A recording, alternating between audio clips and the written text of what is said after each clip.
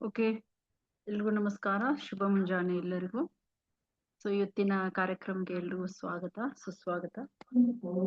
ನನ್ನ ಪಿಕ್ಚರ್ ಸರಿಯಾಗಿ ಕಾಣಿಸ್ತಾ ಇದೆ ಅಲ್ಲ?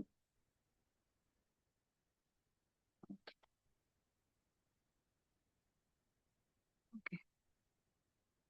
ಸೊ ಇವತ್ತು ಟಾಪಿಕ್ ಬಂದ್ಬಿಟ್ಟು ಇನ್ಫಾರ್ಮೇಶನ್ ಬಗ್ಗೆ, ಅಂದ್ರೆ ಉರಿಯೂತ ಅಂತ ಏನೋ ಎಲ್ಲ ಇದರಲ್ಲಿ ನಾನು ಕ್ಲಾಸಲ್ಲಿ ಹೇಳ್ತಾ ಇರ್ತೀನಲ್ಲ, ಬಾಡಿನಲ್ಲಿ ಉರಿಯೂತ ಇದ್ರೆ ಏನ್ ಸಮಸ್ಯೆಗಳಾಗ್ತಾ ಇರ್ತವೆ ಅಂತ.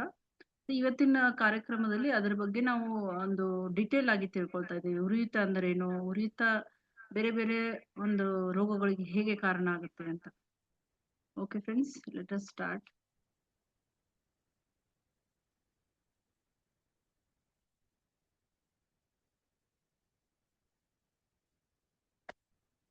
ಸ್ಕ್ರೀನ್ ಶೇರ್ ಮಾಡ್ತೀನಿ, ಒಂದು ನಿಮಿಷ.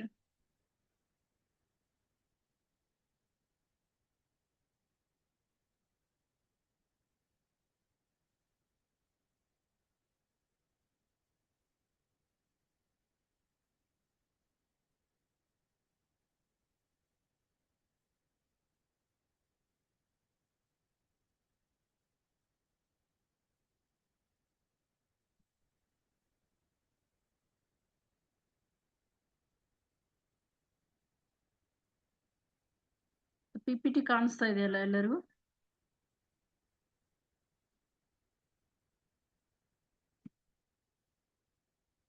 PPT ಕಾಣಿಸ್ತಾ ಇದೆಯಲ್ಲ?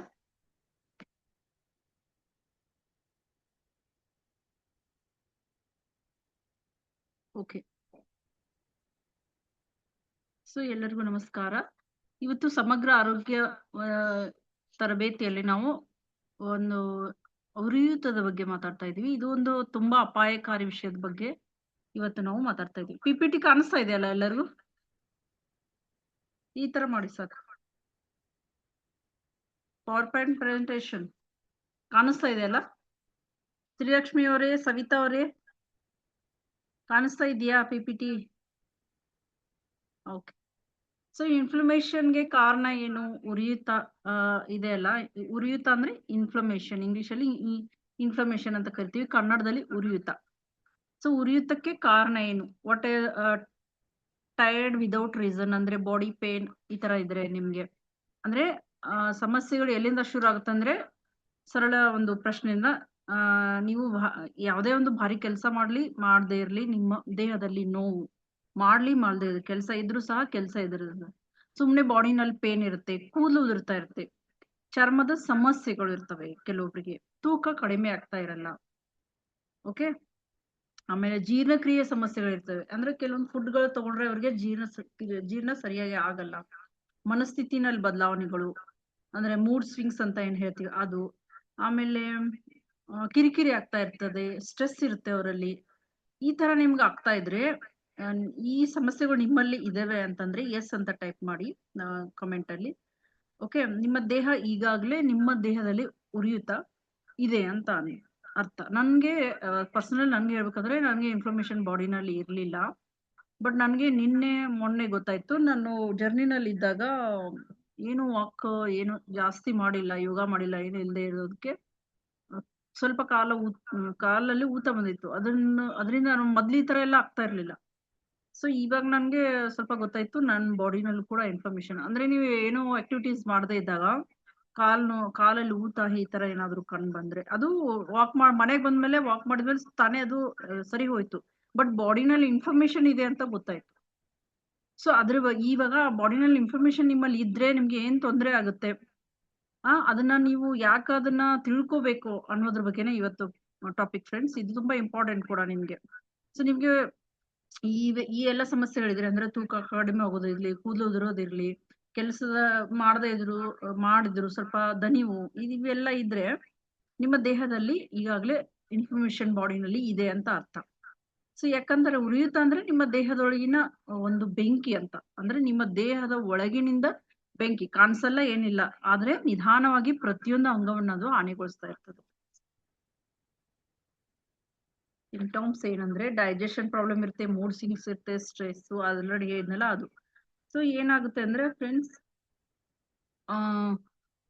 ಇವಾಗ ಆಲ್ರೆಡಿ ನಿಮ್ಗೆ ಈ ತರ ಸಮಸ್ಯೆಗಳಿದ್ರೆ ನಿಮ್ಮಲ್ಲಿ ಉರಿತಾ ಇರುತ್ತೆ. ಸೊ ನಿಮ್ಮ ದೇಹ ಒಳಗಿನಿಂದ ಬೆಂಕಿ ಅಂದ್ರೆ ಕಾಣದೇ ಇರೋ ಒಂದು ಬೆಂಕಿ ಇದೆ ನಿಮ್ಮಲ್ಲಿ.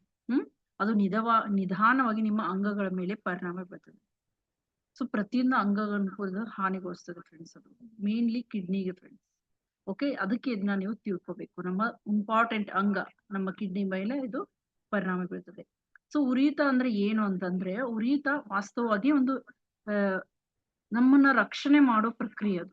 ಉದಾಹರಣೆಗೆ ನಿಮ್ಮ ಕೈಯಲ್ಲಿ ಗಾಯ ಆಗಿದೆ, ಕೆಂಪಾಗಿದೆ, ಅದು ರೆಡ್ನೆಸ್ ಇರುತ್ತೆ, ಆಮೇಲೆ ಊತ ಇರುತ್ತೆ. ಅದ್ರ ಏನಾದ್ರೂ ಬಿದ್ರಿ ಮಾಡಿದ್ರಿ ಅಂದ್ರೆ ಒಂದ್ ಸ್ವಲ್ಪ ಊತ ಬಂದಂಗ ಆಗುತ್ತೆ, ಆಮೇಲೆ ರೆಡ್ ಆಗುತ್ತೆ, ಆಮೇಲೆ ನೋವು ಆಗುತ್ತೆ.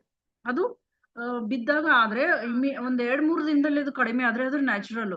ಬಟ್ ನಿಮ್ಗೆ ಏನು ಮಾಡದೇ ಇದ್ರು ಊತ ಬಂದ್ರೆ, ನೀವ್ ಏನಾದ್ರು ಆಕ್ಟಿವಿಟೀಸ್ ಮಾಡದೇ ಇದ್ದಾಗ, ಏನೋ ಒಂದು ಫಿಸಿಕಲ್ ಆಕ್ಟಿವಿಟೀಸ್ ಮಾಡಿದಾಗ ಅದೇ ತರ ಊತ ಉಳ್ಕೊಂಡಿದ್ರೆ ನಿಮ್ಮಲ್ಲಿ, ನಿಮ್ಗೆ ಉರಿಯೂತ ಪ್ರಾಬ್ಲಮ್ ಇದೆ ಅಂದ್ರೆ ಇನ್ಫಾರ್ಮೇಶನ್ ಬಾಡಿನಲ್ಲಿ ಇದೆ ಅಂತ ಅರ್ಥ. ಸೊ ಅದು ಉರಿಯೂತ. ಮತ್ತೆ ಅದು ಒಂದ್ ರೀತಿಲಿ ಅದು ನಿಮ್ಗೆ ಒಂದು ಸಿಗ್ನಲ್ ಕೊಡ್ತದೆ, ಒಳ್ಳೇದು.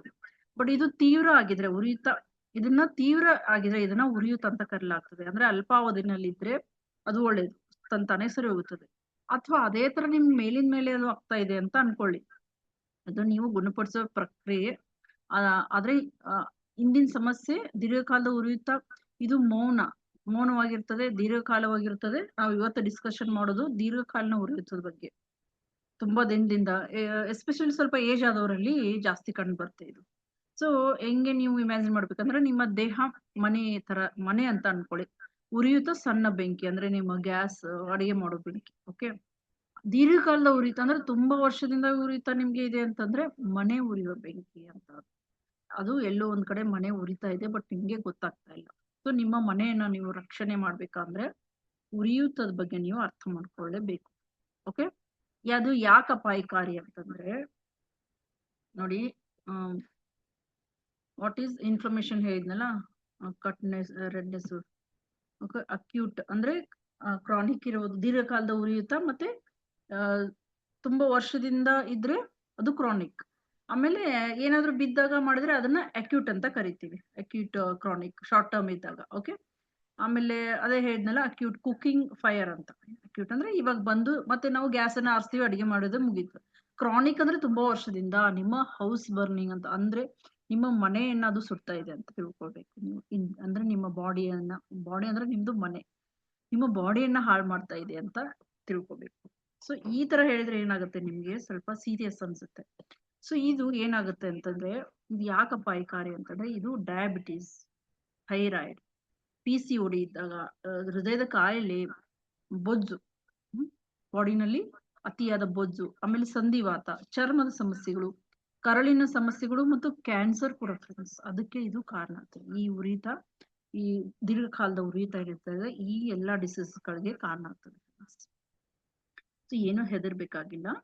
ಸೊ ಏನಾಗ್ತದೆ ಅಂದ್ರೆ, obesity, arthritis, gut issues, skin problems, even cancer ಕೂಡ ಇದು ಕಾರಣ ಆಗ್ತದೆ. ಹೌದು, ಯಾಕಂತಂದ್ರೆ ಎಲ್ಲಾ ಜೀವನ ಶೈಲಿ ರೋಗಗಳು ಏನಿದಾವಲ್ಲ ಉರಿಯೂತದಿಂದ ಪ್ರಾರಂಭವಾಗ್ತದೆ. ನಿಮ್ಗೆ ಇದನ್ನ ಯಾರು ಹೇಳಿಕೊಟ್ಟಿರ್ತಿಲ್ಲ, ಇದೊಂದು ಹಿಡನ್, ನೀವು ತಿಳ್ಕೊಳ್ಬೇಕಾದ ಇಂಪಾರ್ಟೆಂಟ್ ಟಾಪಿಕ್ ಕೂಡ ಫ್ರೆಂಡ್ಸ್. ಓಕೆ, ಸೊ ಜೀವನ ಶೈಲಿ ರೋಗಗಳು ಅದು ಉರಿಯೂತದ ಮೇಲೆ ಮೂಲ ಕಾರಣ. ಉರಿಯೂತ ಏನಿದೆ ಅಲ್ಲ, ಅದು ಒಂದು ಮೂಲ ಕಾರಣ ಎಲ್ಲಾ ಡಿಸೀಸಸ್ಗೆ. ಸೊ ಅಲ್ಲಿಂದನೇ ಎಲ್ಲ ಪ್ರಾರಂಭವಾಗುದು. ಆಹಾರ ಅತಿ ದೊಡ್ಡ ಕಾರಣ ಅಂದ್ರೆ ಯಾಕಂತಂದ್ರೆ ಆಹಾರದಲ್ಲೇ ನಾವು ನೋಡಿ ಸಂಸ್ಕರಿಸಿದ ಎಣ್ಣೆಯನ್ನ ಉಪಯೋಗಿಸ್ತೀವಿ, ಗೊತ್ತಿಲ್ಲದೆ ಉಪಯೋಗಿಸ್ತಾ ಇರ್ತೀವಿ. ಅಂದ್ರೆ ಯಾವ್ದು ಸಿಗುತ್ತೆ ಅದನ್ನ ತಗೊಂಡು ಹೋಗುದು. ಇವಾಗ ನಾನು ಅವಾಗ ಹೇಳ್ತಾ ಇರ್ತೀನಿ ನೋಡಿ, ನೀವು ಗಾಣದ ಎಣ್ಣೆನೇ ಉಪಯೋಗಿಸ್ಬೇಕು, ಕೋಲ್ಡ್ ಪ್ರೆಸ್ ಆಯಿಲೇ ಉಪಯೋಗಿಸ್ಬೇಕು ಅಂತ ಯಾಕೆ ಹೇಳ್ತಾ ಇರ್ತೀನಿ ಅಂತಂದ್ರೆ, ಸಂಸ್ಕರಿಸಿದ ಎಣ್ಣೆ, ಸಕ್ಕರೆ, ಮೈದಾ, ಪ್ಯಾಕ್ ಮಾಡಿದ ಆಹಾರಗಳು, ಬೇಕರಿ ವಸ್ತುಗಳು, ಈ ಜಂಕ್ ಫುಡ್ಗಳು ಅಂದ್ರೆ ನಾವು ಹೊರಗಡೆ ಏನ್ ಹೋದಾಗೆಲ್ಲ ತಿಂತಾ ಇರ್ತೀವಲ್ಲ, ಫಾಸ್ಟ್ ಫುಡ್ಗಳು, ಜಂಕ್ ಫುಡ್ಗಳು, ಇವೆಲ್ಲ ಏನಾಗ್ತದೆ, ಇನ್ಫ್ಲಮೇಷನ್, ನಿಮ್ ಬಾಡಿನಲ್ಲಿ ಇನ್ಫ್ಲಮೇಷನ್ಗೆ ಕಾರಣ ಆಗ್ತದೆ ಫ್ರೆಂಡ್ಸ್. ಸೊ ಇದು ತಮಾಷೆ ಅಂತ ಅನ್ಸ್ಬೋದು, ಬಟ್ ನೀವು ಆಹಾರವನ್ನ ತಿಂತಾ ಇಲ್ಲ, ನೀವು ಒಂದು ಉತ್ತಮ ಪ್ಯಾಕೇಜಿಂಗ್ ನೊಂದಿಗೆ ರಾಸಾಯನಿಕಗಳನ್ನ ತಿಂತಾ ಇದ್ದೀರಿ. ಏನ್ ಹೇಳಿ, ರಾಸಾಯನಿಕಗಳನ್ನ ಇವೆಲ್ಲ ನೀವು ತಿಂತಾ ಇದ್ರೆ ನೀವು ಯಾವ್ದೋ ಒಂದು ರೀತಿಯಲ್ಲಿ ನೀವು ಕೆಮಿಕಲ್ಸ್ ನ ತಿಂತಾ ಇದ್ದೀರಾ ಅಂತಾನೆ ಅರ್ಥ. ಓಕೆ, ಸೊ ಈ ರೀತಿ ಇರುತ್ತೆ ಇದು. So root cause poor sleep ಇದ್ದಾಗು ಅಂದ್ರೆ, ಎರಡನೇದು ಒತ್ತಡ. ಒಂದ್ ನಿಮಿಷ. ಓಕೆ, ರೂಟ್ ಕಾಸ್ ಏನ್ ಹೇಳಿ, ಇದಕ್ಕೆ ಕಾರಣ, ಮೇನ್ ಕಾರಣ ಏನ್ ಹೇಳಿ, ಎರಡನೇದು ಒತ್ತಡ ಏನ್ ಮಾಡುತ್ತೆ, ಕಾರ್ಟಿಸೋಲ್ ನ ಹೆಚ್ಚಿಸ್ತದೆ, ಉರಿಯೂತಕ್ಕೆ ಇದು ಕಾರಣ ಆಗ್ತದೆ ಫ್ರೆಂಡ್ಸ್. ಓಕೆ, ನೀವು ಆರೋಗ್ಯವಾಗಿ ತಿಂತಾ ಇದ್ರು ಸಹ ನಿಮ್ಮಲ್ಲಿ ಒತ್ತಡ ಇದ್ರೆ ಈ ಇನ್ಫ್ಲಮೇಷನ್ಗೆ ಒತ್ತಡ ಕೂಡ ಕಾರಣ. ಓಕೆ, ನೀವು ಚೆನ್ನಾಗಿ ತಿಂತಾ ಇದ್ರು, ಆಂಟಿ ಇನ್ಫ್ಲಮೇಟರಿ ಡ್ರಿಂಕ್ಸ್ ಆಗಲಿ ಫುಡ್ಗಳನ್ನ ತಗೊಳ್ತಾ ಇದ್ರಿ ಅನ್ಕೊಳ್ಳಿ, ರೂಟ್ ಕಾಸ್ ನಿಮ್ದು ಸ್ಟ್ರೆಸ್ ಇತ್ತು ಅನ್ಕೊಳ್ಳಿ, ಸ್ಟ್ರೆಸ್ ಕೂಡ ಇದಕ್ಕೆ ಕಾರಣ ಆಗ್ತದೆ. ಸೊ ಒತ್ತಡ ಕಾರ್ಟಿಸೋಲ್ ನ ಹೆಚ್ಚಿಸ್ತದೆ, ಅದು ಕೂಡ ಇದಕ್ಕೆ ಕಾರಣ ಆಗ್ತದೆ, ಉರಿಯೂತಕ್ಕೆ ಇದು ಕಾರಣ ಆಗ್ತದೆ. ನೀವು ಆರೋಗ್ಯಕರವಾಗಿ ತಿಂತಾ ಇದ್ರು ಸಹ ಒತ್ತಡ ಮಾತ್ರ ನಿಮ್ಮ ದೇಹವನ್ನು ನಾಶ ಮಾಡ್ತದೆ, ಒತ್ತಡದಿಂದ ಕೂಡ ನಿಮ್ಮ ದೇಹ ನಾಶ ಆಗ್ತದೆ. ಇನ್ನು ನೆಕ್ಸ್ಟ್ ಥರ್ಡ್ ಒನ್ ಏನಂತಂದ್ರೆ ಕಳಪೆ ನಿದ್ರೆ. ಇವರ್ ಪುವರ್ ಸ್ಲೀಪ್ ರೂಟ್ ಕಾಸ್ ಇದು ಕೂಡ. ಪುವರ್ ಸ್ಲೀಪ್ ಅಂದ್ರೆ ನೀವು ಕಡಿಮೆ ನಿದ್ರೆ ಇದ್ದಾಗ ನಿಮ್ಮಲ್ಲಿ ಹೆಚ್ಚು ಉರಿತಾ ಇರ್ತದೆ. ಕೆಲವರು ನೋಡ್ಬೇಕು, ಚೆನ್ನಾಗಿ ನಿದ್ದೆ ಆಗಲ್ದೆ ಇದ್ದಾಗ ಮುಖಾಂತರ ಊದ್ಕೊಂಡಿರೋ ತರ, ಮತ್ತೆ ಕಣ್ಣುಗಳು ಒಂಥರ ಊದ್ಕೊಂಡಿರೋ ತರ ಕಾಣಿಸ್ತಾ ಇರ್ತದೆ. ಅದು ಕೂಡ ಇನ್ಫ್ಲಮೇಷನ್, ನೀವು ಅರ್ಥ ಮಾಡ್ಕೋಬೇಕು. ಸೊ ಕಳಪೆ ನಿದ್ರೆ ಕೂಡ, ನೀವು ತಡವಾಗಿ ಮಲಗಿದ್ರೆ ನಿಮ್ಮ ದೇಹ ಸಂಪೂರ್ಣವಾಗಿ, ಇವೆಲ್ಲೆಲ್ಲೋ ಹೋಗಿರ್ತೀರ ಹೊರಗಡೆ, ಸರಿಯಾಗಿ ನಿದ್ರೆ ಆಗಿರಲ್ಲ, ಅದು ಕೂಡ ನಿಮ್ಮ ನಿದ್ರೆ ಸರಿಯಾಗಿರಲ್ಲ, ಅದರಿಂದ ಇನ್ಫ್ಲಮೇಷನ್. ಬಟ್ ಕೆಲವೊಂದು ಏನಾಗ್ತವೆ ಅಕ್ಯೂಟ್, ಇವಾಗ ಆಗ್ತವೆ ಮತ್ತೆ ಚೆನ್ನಾಗಿ ನೀವು ಮನೆಗೆ ಬಂದ್ಮೇಲೆ ಚೆನ್ನಾಗಿ ನಿದ್ದೆ ಎಲ್ಲ ಮಾಡಿದ್ಮೇಲೆ ಹೋಗ್ಬಿಡುತ್ತೆ. ಅದು ಅಕ್ಯೂಟು, ಅದೊಂದೇನು ಅಷ್ಟೊಂದು ಪ್ರಾಬ್ಲಮ್ ಇರಲ್ಲ, ಅದು ಒಂದು ಒಳ್ಳೆ ಸಿಗ್ನಲ್ ಅಂತ ಅನ್ಕೋಬೇಕು. ಬಟ್ ತುಂಬಾ ದೀರ್ಘಕಾಲದಿಂದ ಇದ್ರೆ ಅದಕ್ಕೆ ನೀವು ಏನಾದರೂ ಪರಿಹಾರ ಕಂಡುಕೊಳ್ಳಬೇಕು ಫ್ರೆಂಡ್ಸ್. ತಡವಾಗಿ ನಿದ್ರೆ ನಿಮ್ಮ ದೇಹವನ್ನ, ಯಾಕಂದ್ರೆ ನಾವು ಮಲಗಿದಾಗ, ನಾನೆಲ್ಲ ಕ್ಲಾಸಲ್ಲಿ ಹೇಳ್ತಾ ಇರ್ತೀನೋ, ನೀವು ಯಾವಾಗ ನಿದ್ದೆ ಮಾಡ್ತಾ ಇರ್ತೀರ ಅವಾಗ ನಿಮ್ಮ ಬಾಡಿ ಏನಾಗುತ್ತದೆ, ರಿಪೇರಿ ಆಗ್ತದೆ. ಸೊ ಪೂರ್ ಸ್ಲಿಪ್ ಇದ್ದಾಗ ರಿಪೇರಿ ಆಗಕ್ಕೆ ಎಲ್ಲಿ ಸಮಯ ಇರುತ್ತೆ, ಅವಾಗ ಅದು ಈ ಇನ್ಫಾರ್ಮೇಶನ್ ಮುಖಾಂತರ ನಿಮ್ಗೆ ಅದೊಂದು ಸಿಗ್ನಲ್ ಕೊಡ್ತಾರೆ. ಸೊ ಚೆನ್ನಾಗಿ ಮಲಗಿದಾಗ ಅದು ನೆಕ್ಸ್ಟ್ ಸರಿ ಹೋಯ್ತು ಅಂದ್ರೆ ಅದು ಏನು ನಿಮ್ಗೆ ಸಮಸ್ಯೆ ಮಾಡಲ್ಲ. ನೀವು ಯಾವ ಮೆಡಿಸಿನ್ ಮಾಡ್ಬೇಕಾಗ್ಲಿ ಏನು ಮಾಡ್ಬೇಕಾಗ್ಲಿ ತಂತಾನೆ ಸರಿ ಹೋಗ್ತದೆ, ನಿಮ್ಮ ದೇಹ ಸರಿಪಡಿಸಕ್ಕೆ ಅದು ಇದಾಗುತ್ತೆ. ಆದ್ರೆ ದೀರ್ಘಕಾಲದ ಇದ್ರೆ ನಿಮ್ಮ ದೇಹವನ್ನು ಅದು ಸರಿಪಡಿಸಕ್ಕೆ ಸಾಧ್ಯ ಆಗಲ್ಲ. ಸೊ ಇನ್ನು 4ನೇದು ಬಂದ್ಬಿಟ್ಟು ಇದು ಚಲನೆ ಕೂಡ, ಲೈಫ್ ಸ್ಟೈಲ್, ನೋ ಮೂವ್ಮೆಂಟ್. ನಿಮ್ಮ ಬಾಡಿನಲ್ಲಿ ಮೂವ್ಮೆಂಟ್ ಇಲ್ಲದೆ ಇದ್ದಾಗ, ಕುಳಿತುಕೊಳ್ಳೋ ಜೀವನ ಶೈಲಿ, ಎಸ್ಪೆಷಲಿ ವಯಸ್ಸಾದವ್ರಿಗೆ, ನಿಮ್ಮ ಮನೆಯಲ್ಲಿ ಯಾರಾದ್ರೂ ವಯಸ್ಸಾದವ್ರು ಇರ್ತಾರೆ ನೋಡಿ, ಅವ್ರ ಕಾಲುಗಳು ಉತ್ತಾ ಇರ್ತದೆ, ನೀವು ಗಮನಿಸಿರ್ಬೇಕು. ಯಾಕಂದ್ರೆ ಬಾಡಿ ಅವ್ರದ್ದು ವೇಟ್ ಜಾಸ್ತಿ ಇರುತ್ತೆ, ದೊಡ್ಡವರು ಇರ್ತಾರಲ್ಲ ಅವರಲ್ಲಿ ಊತ ಕಾಣಿಸ್ಕೊಳ್ತಾರೆ, ಯಾಕಂದ್ರೆ ಅವ್ರ ಬಾಡಿ ಮೂವ್ಮೆಂಟ್ ಸರಿಯಾಗಿ ಮಾಡ್ತಿರಲ್ಲ. ಸೊ ಸಿಟ್ಟಿಂಗ್ ಲೈಫ್ ಸ್ಟೈಲ್ ಇರುತ್ತೆ ಅವ್ರದ್ದು, ಚಲನೆ ಸರಿಯಾಗಿರಲ್ಲ. ಉರಿಯೂತ, ನಿಮ್ಮ ದೇಹವು ಚಲಿಸಲು, our body is design to move. ನಮ್ಮ ದೇಹ ಕುಳಿತುಕೊಳ್ಳೋಕೆ ಮಾಡಿಲ್ಲ ದೇವರು, ನಮ್ಮ ದೇಹವನ್ನ ಚಲಿಸಕ್ಕೆ ಅಂತನ ವಿನ್ಯಾಸಗೊಳಿಸಲಾಗಿದೆ. ಸೊ ಪ್ರತಿಮೆ ಅಂತ ಕುಳಿತುಕೊಳ್ಳಲ್ಲ, ಅಂದ್ರೆ ಒಂದು ಮೂರ್ತಿ ತರ ಕುಳಿತುಕೊಳ್ಳಕ್ಕಲ್ಲ ಫ್ರೆಂಡ್ಸ್. ಯಾವ್ದೇ ಎಷ್ಟೇ ಏಜ್ ಆದ್ರೂ ಏನಾದ್ರೂ ಒಂದು ಮೂವ್ಮೆಂಟ್ ಮಾಡ್ಲೇಬೇಕು. ಈ ಬೆಡ್ ರಿಡನ್ ಆದ್ರೆ ದಟ್ ಈಸ್ ವೆರಿ ಡಿಫ್ರೆಂಟ್, ಅದು ತುಂಬಾ ಏಜ್ ಆದ್ರೂ ಬೆಡ್ ರಿಡನ್ ಆದ್ರೆ ಬರ್ತದೆ. ಬಟ್ ಎಲ್ಲಿವರೆಗೆ ನಾವು ಎಷ್ಟು ಬಾಡಿನ ಮೂವ್ಮೆಂಟ್ ಮಾಡ್ತಾ ಇರ್ತೀವಿ, ಏನೇ ಒಂದು ಇದರಲ್ಲಿ ಒಂದು ನಮ್ ಕೆಲಸ ನಾವು ಮಾಡ್ಕೊಳ್ಳೋದಾಗ್ಲಿ, ಏನು ಮಾಡಕ್ಕೆ ಆಗಲ್ಲ, ತುಂಬಾ ನಿಶಕ್ತಿಯಿಂದ ಅಂದ್ರೆ ಅದು ಬೇರೆ ಫ್ರೆಂಡ್ಸ್. ಬಟ್ ಸುಮ್ನೆ ಕುಳಿತುಕೊಳ್ಳೋದು ಒಳ್ಳೇದಲ್ಲ, ಅರ್ಥ ಮಾಡ್ಕೊಳ್ಳಿ. ಸೊ ಕುಳಿತುಕೊಳ್ಳೋ ಜೀವನ ಶೈಲಿಯಿಂದ ಉರಿಯುತ್ತಾ ನಿಮ್ಮ ದೇಹವನ್ನ ಚಲಿಸಕ್ಕೆ ವಿನ್ಯಾಸಗೊಳಿಸಲಾಗಿದೆ. ಅದಕ್ಕೆ body movement is very very important, ಅರ್ಥ ಮಾಡ್ಕೊಳ್ಳಿ. ಸೊ ಇನ್ನು 5ನೇದು ಏನ್ ಹೇಳಿ, ಗಟ್ ಅಂಡ್ ಮೆಡಿಸಿನ್, ಅಂದ್ರೆ ಓವರ್ ಯೂಸ್ ಆಫ್ ಮೆಡಿಸಿನ್. ಯಾವುದು ಔಷಧಿನ ಅತಿಯಾದ ಬಳಕೆಯಿಂದ ಕೂಡ ಆಗ್ತದೆ. ಅಂದ್ರೆ ಈಗ ದೀರ್ಘಕಾಲದ ಡಯಾಬಿಟಿಸ್ ಟ್ಯಾಬ್ಲೆಟ್ಸ್ ಹೋಗ್ತಾ ಇರ್ತಾರ, ಅವ್ರಿಗೆ ಥೈರಾಯ್ಡ್ ಟ್ಯಾಬ್ಲೆಟ್, ಅವರು ಬಾಡಿನಲ್ಲಿ ಆಲ್ವೇಸ್ ಇನ್ಫ್ಲಮೇಷನ್ ಇರುತ್ತೆ, ಅಂತವ್ರಿಗೆ ನಾನು ಆಂಟಿ ಇನ್ಫ್ಲಮೇಟರಿ ಡ್ರಿಂಕ್ ನ ತುಂಬಾ ರೆಕಮೆಂಡ್ ಮಾಡ್ತಾ ಇರ್ತೀನಿ. ಸೊ ಅದನ್ನ ತೆಗೆದುಕೊಂಡ್ರು ಕೂಡ ಅದರಿಂದ ಕೂಡ ಅವ್ರಿಗೆ ಡಯಾಬಿಟಿಸ್ ರಿವರ್ಸ್ ಆಗಿದೆ friends. Okay, so aunty inflammatory drink is very important. ಔಷಧಿಗಳ ಅತಿಯಾದ ಬಳಕೆ, ಆಮೇಲೆ ಅದರಿಂದ ನೋವು ನಿವಾರಕ, ಅಂದ್ರೆ ನೋವು ನಿವಾರಕ ಮಾತ್ರೆಗಳನ್ನೆಲ್ಲ ತಗೋತಿರ್ತೀರಲ್ಲ, ಪೇನ್ ಕಿಲ್ಲರ್ಸ್, ಅದರಿಂದ ಕೂಡ ಆಗುತ್ತೆ, ಅದರಿಂದ ಗಟ್ಟಿಗೆ ಪ್ರಾಬ್ಲಮ್ ಆಗುತ್ತೆ ನೋವು ನಿವಾರಕದಿಂದ. ಸೊ ತಾತ್ಕಾಲಿಕ ಪರಿಹಾರ ಅದು, ಆದ್ರೆ ಆಂತರಿಕವಾಗಿ ಒಳಗಡೆ ಏನಾಗ್ತದೆ, ಉರಿತವನ್ನು ಹೆಚ್ಚಿಸ್ತದೆ, ಅರ್ಥ ಮಾಡ್ಕೊಳ್ಳಿ. ಇವೆಲ್ಲ ಹಿಡನ್, ನಿಮಗೆ ಗೊತ್ತಿರಲ್ಲ, ಇವುಗಳನ್ನ ನೀವು ತುಂಬಾ ಅರ್ಥ ಮಾಡ್ಕೊಳ್ಳೋದು ತುಂಬಾ ಇಂಪಾರ್ಟೆಂಟ್.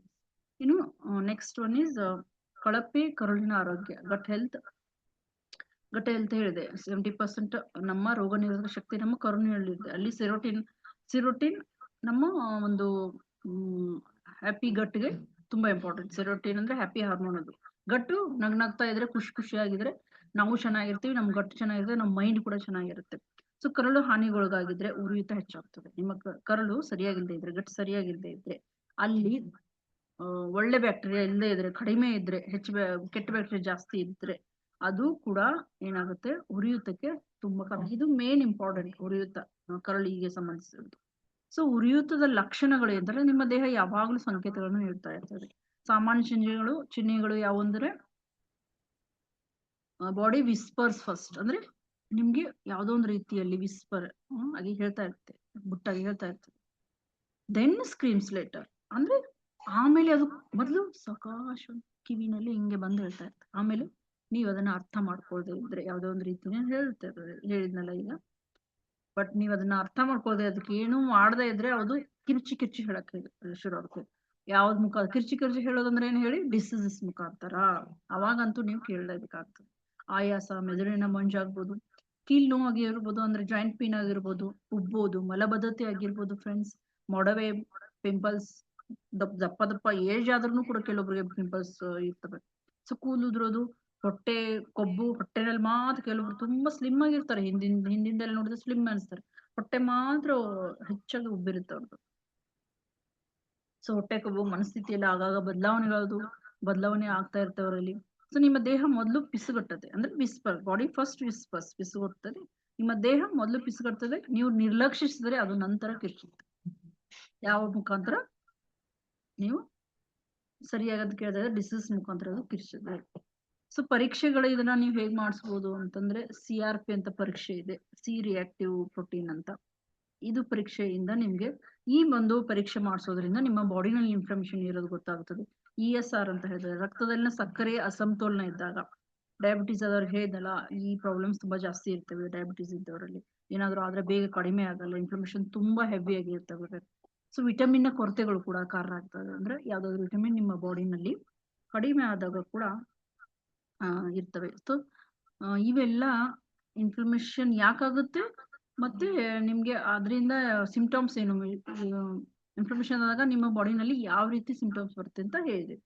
ಸೊ ಇನ್ನ ನಾವು ಸಮಗ್ರ ಆರೋಗ್ಯ, ಹೋಲಿಸ್ಟಿಕ್ ಹೆಲ್ತ್ ಮುಖಾಂತರ ಇದನ್ನ ಹೇಗೆ ಸರಿಪಡಿಸೋದು ಅನ್ನೋದನ್ನ ನೋಡೋಣ ಫ್ರೆಂಡ್ಸ್. ನಿಮ್ಮ ಲಕ್ಷಣಗಳು ದೊಡ್ಡದಾಗಿದ್ರೆ ನೈಸರ್ಗಿಕ ಉರಿಯೂತವನ್ನು ಹೇಗೆ ಕಡಿಮೆ ಮಾಡೋದು ಅಂತಂದ್ರೆ, ಇದೊಂದು ಅತ್ಯಂತ ಮುಖ್ಯವಾದ ಟಾಪಿಕ್. ಓಕೆ, ಉರಿಯೂತ ನಿವಾರಕ ಆಹಾರಗಳು, ಆಂಟಿ ಇನ್ಫ್ಲಮೇಟರಿ ಫುಡ್ಗಳನ್ನ ತೆಗೆದುಕೊಳ್ಬೇಕು ನೀವು.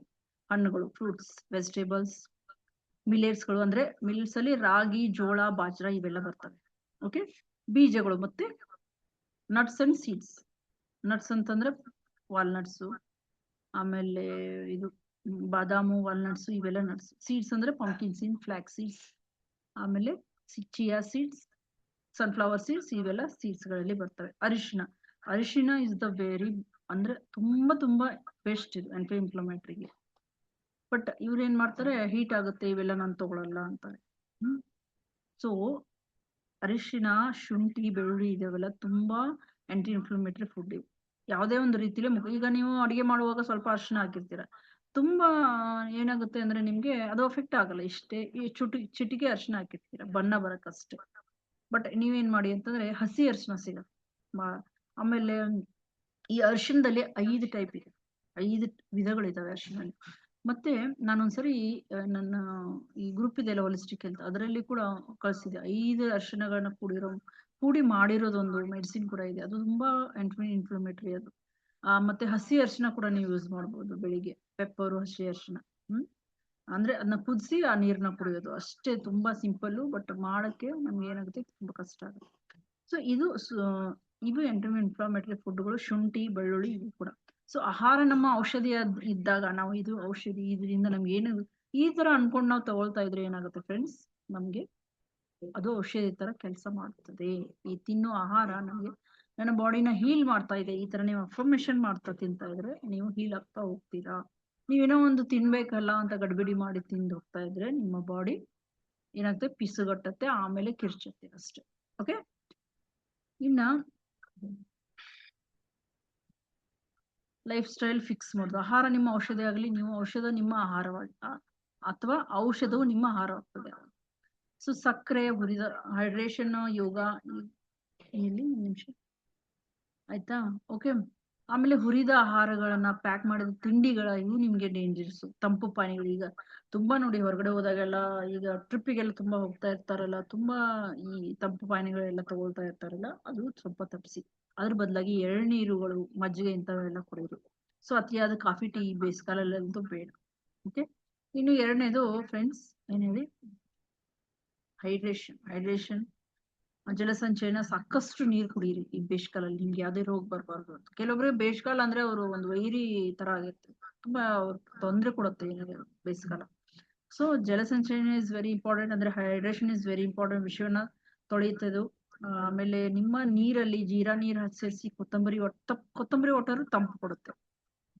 ನೀವು ನಿಮ್ಗೆ ಅರಿಶಿನ ಬೆಳಿಗ್ಗೆ ರಾತ್ರಿ ತಗೊಳ್ಳಿ. ಅರಿಶಿನದ ನಿಮ್ಗೆ ಇದು ಅನಿಸ್ತಾ ಇದ್ರೆ, ಸ್ವೀಟ್ ಅನಿಸ್ತಾ ಇದ್ರೆ ರಾತ್ರಿ ತಗೊಳ್ಳಿ. ಬೆಳಿಗ್ಗೆ ಎದ್ದು ನೀವು ಕೊತ್ತಂಬರಿ ನೀರು ತಗೊಳ್ಳಿ, ಅದೇನಾಗುತ್ತೆ ಬ್ಯಾಲೆನ್ಸ್ ಆಗುತ್ತೆ. ನಾನು ಕೆಲವೊಬ್ರಿಗೆ ಡೈಟ್ ಚಾರ್ಟ್ ಎಲ್ಲ ಕಳಿಸ್ತಾ ಇರ್ತೀನಲ್ಲ, ಅವ್ರದ್ದು ಅವ್ರಿಗೆ ಏನಾದ್ರೂ ಅವ್ರದ್ದು ಪ್ರಾಬ್ಲಮ್ ಇರುತ್ತೆ ನೋಡಿ, ಅವ್ರ ಇಶ್ಯೂ ಮೇಲೆ ನಾನು ಡೈಟ್ ಚಾರ್ಟ್ ಮಾಡಿರ್ತೀನಲ್ಲ, ಅವ್ರಿಗೆ ಕಳಿಸ್ತಿರ್ತೀನಲ್ಲ. ಕೆಲವೊಬ್ರು ತುಂಬಾ ಚೆನ್ನಾಗಿ ಅರ್ಥ ಮಾಡ್ಕೊಂಡು ಯೂಸ್ ಮಾಡ್ತಾ ಇರ್ತಾರೆ. ಬಟ್ ನಾನು ಆ ಪರ್ಯಾಯ ಕೂಡ ಅವ್ರ ಬಾಡಿನ ಹೆಂಗಿದೆ ಅಂತ ತಿಳ್ಕೊಂಡೇ ನಾನು ಡಯಟ್ ಚಾರ್ಟ್ ಮಾಡೋದನ್ನ. ಬಟ್ ಕೆಲವೊಬ್ರು ಏನ್ ಮಾಡ್ತಾರೆ, ತುಂಬಾ ರೂಡ್ ಆಗಿ ಮಾತಾಡೋದು.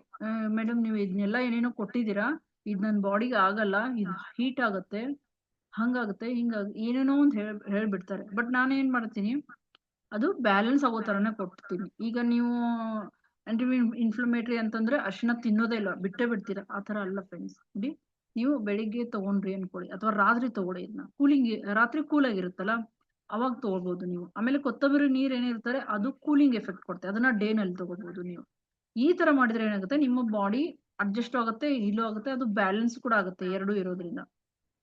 ಜೀರಾ ನೀರು, ಕೊತ್ತಂಬರಿ ನೀರು, ಆಮೇಲೆ ಡಿಟಾಕ್ಸ್ ಪಾನೀಯಗಳು. ಮೊನ್ನೆ ಒಂದು ವಾಟರ್ದು ಇದು ಮಾಡಿದ್ನಲ್ಲ, ನೀವು ಎಲ್ಲವನ್ನು ಸ್ವಲ್ಪ ಅರ್ಥ ಮಾಡ್ಕೋಬೇಕು.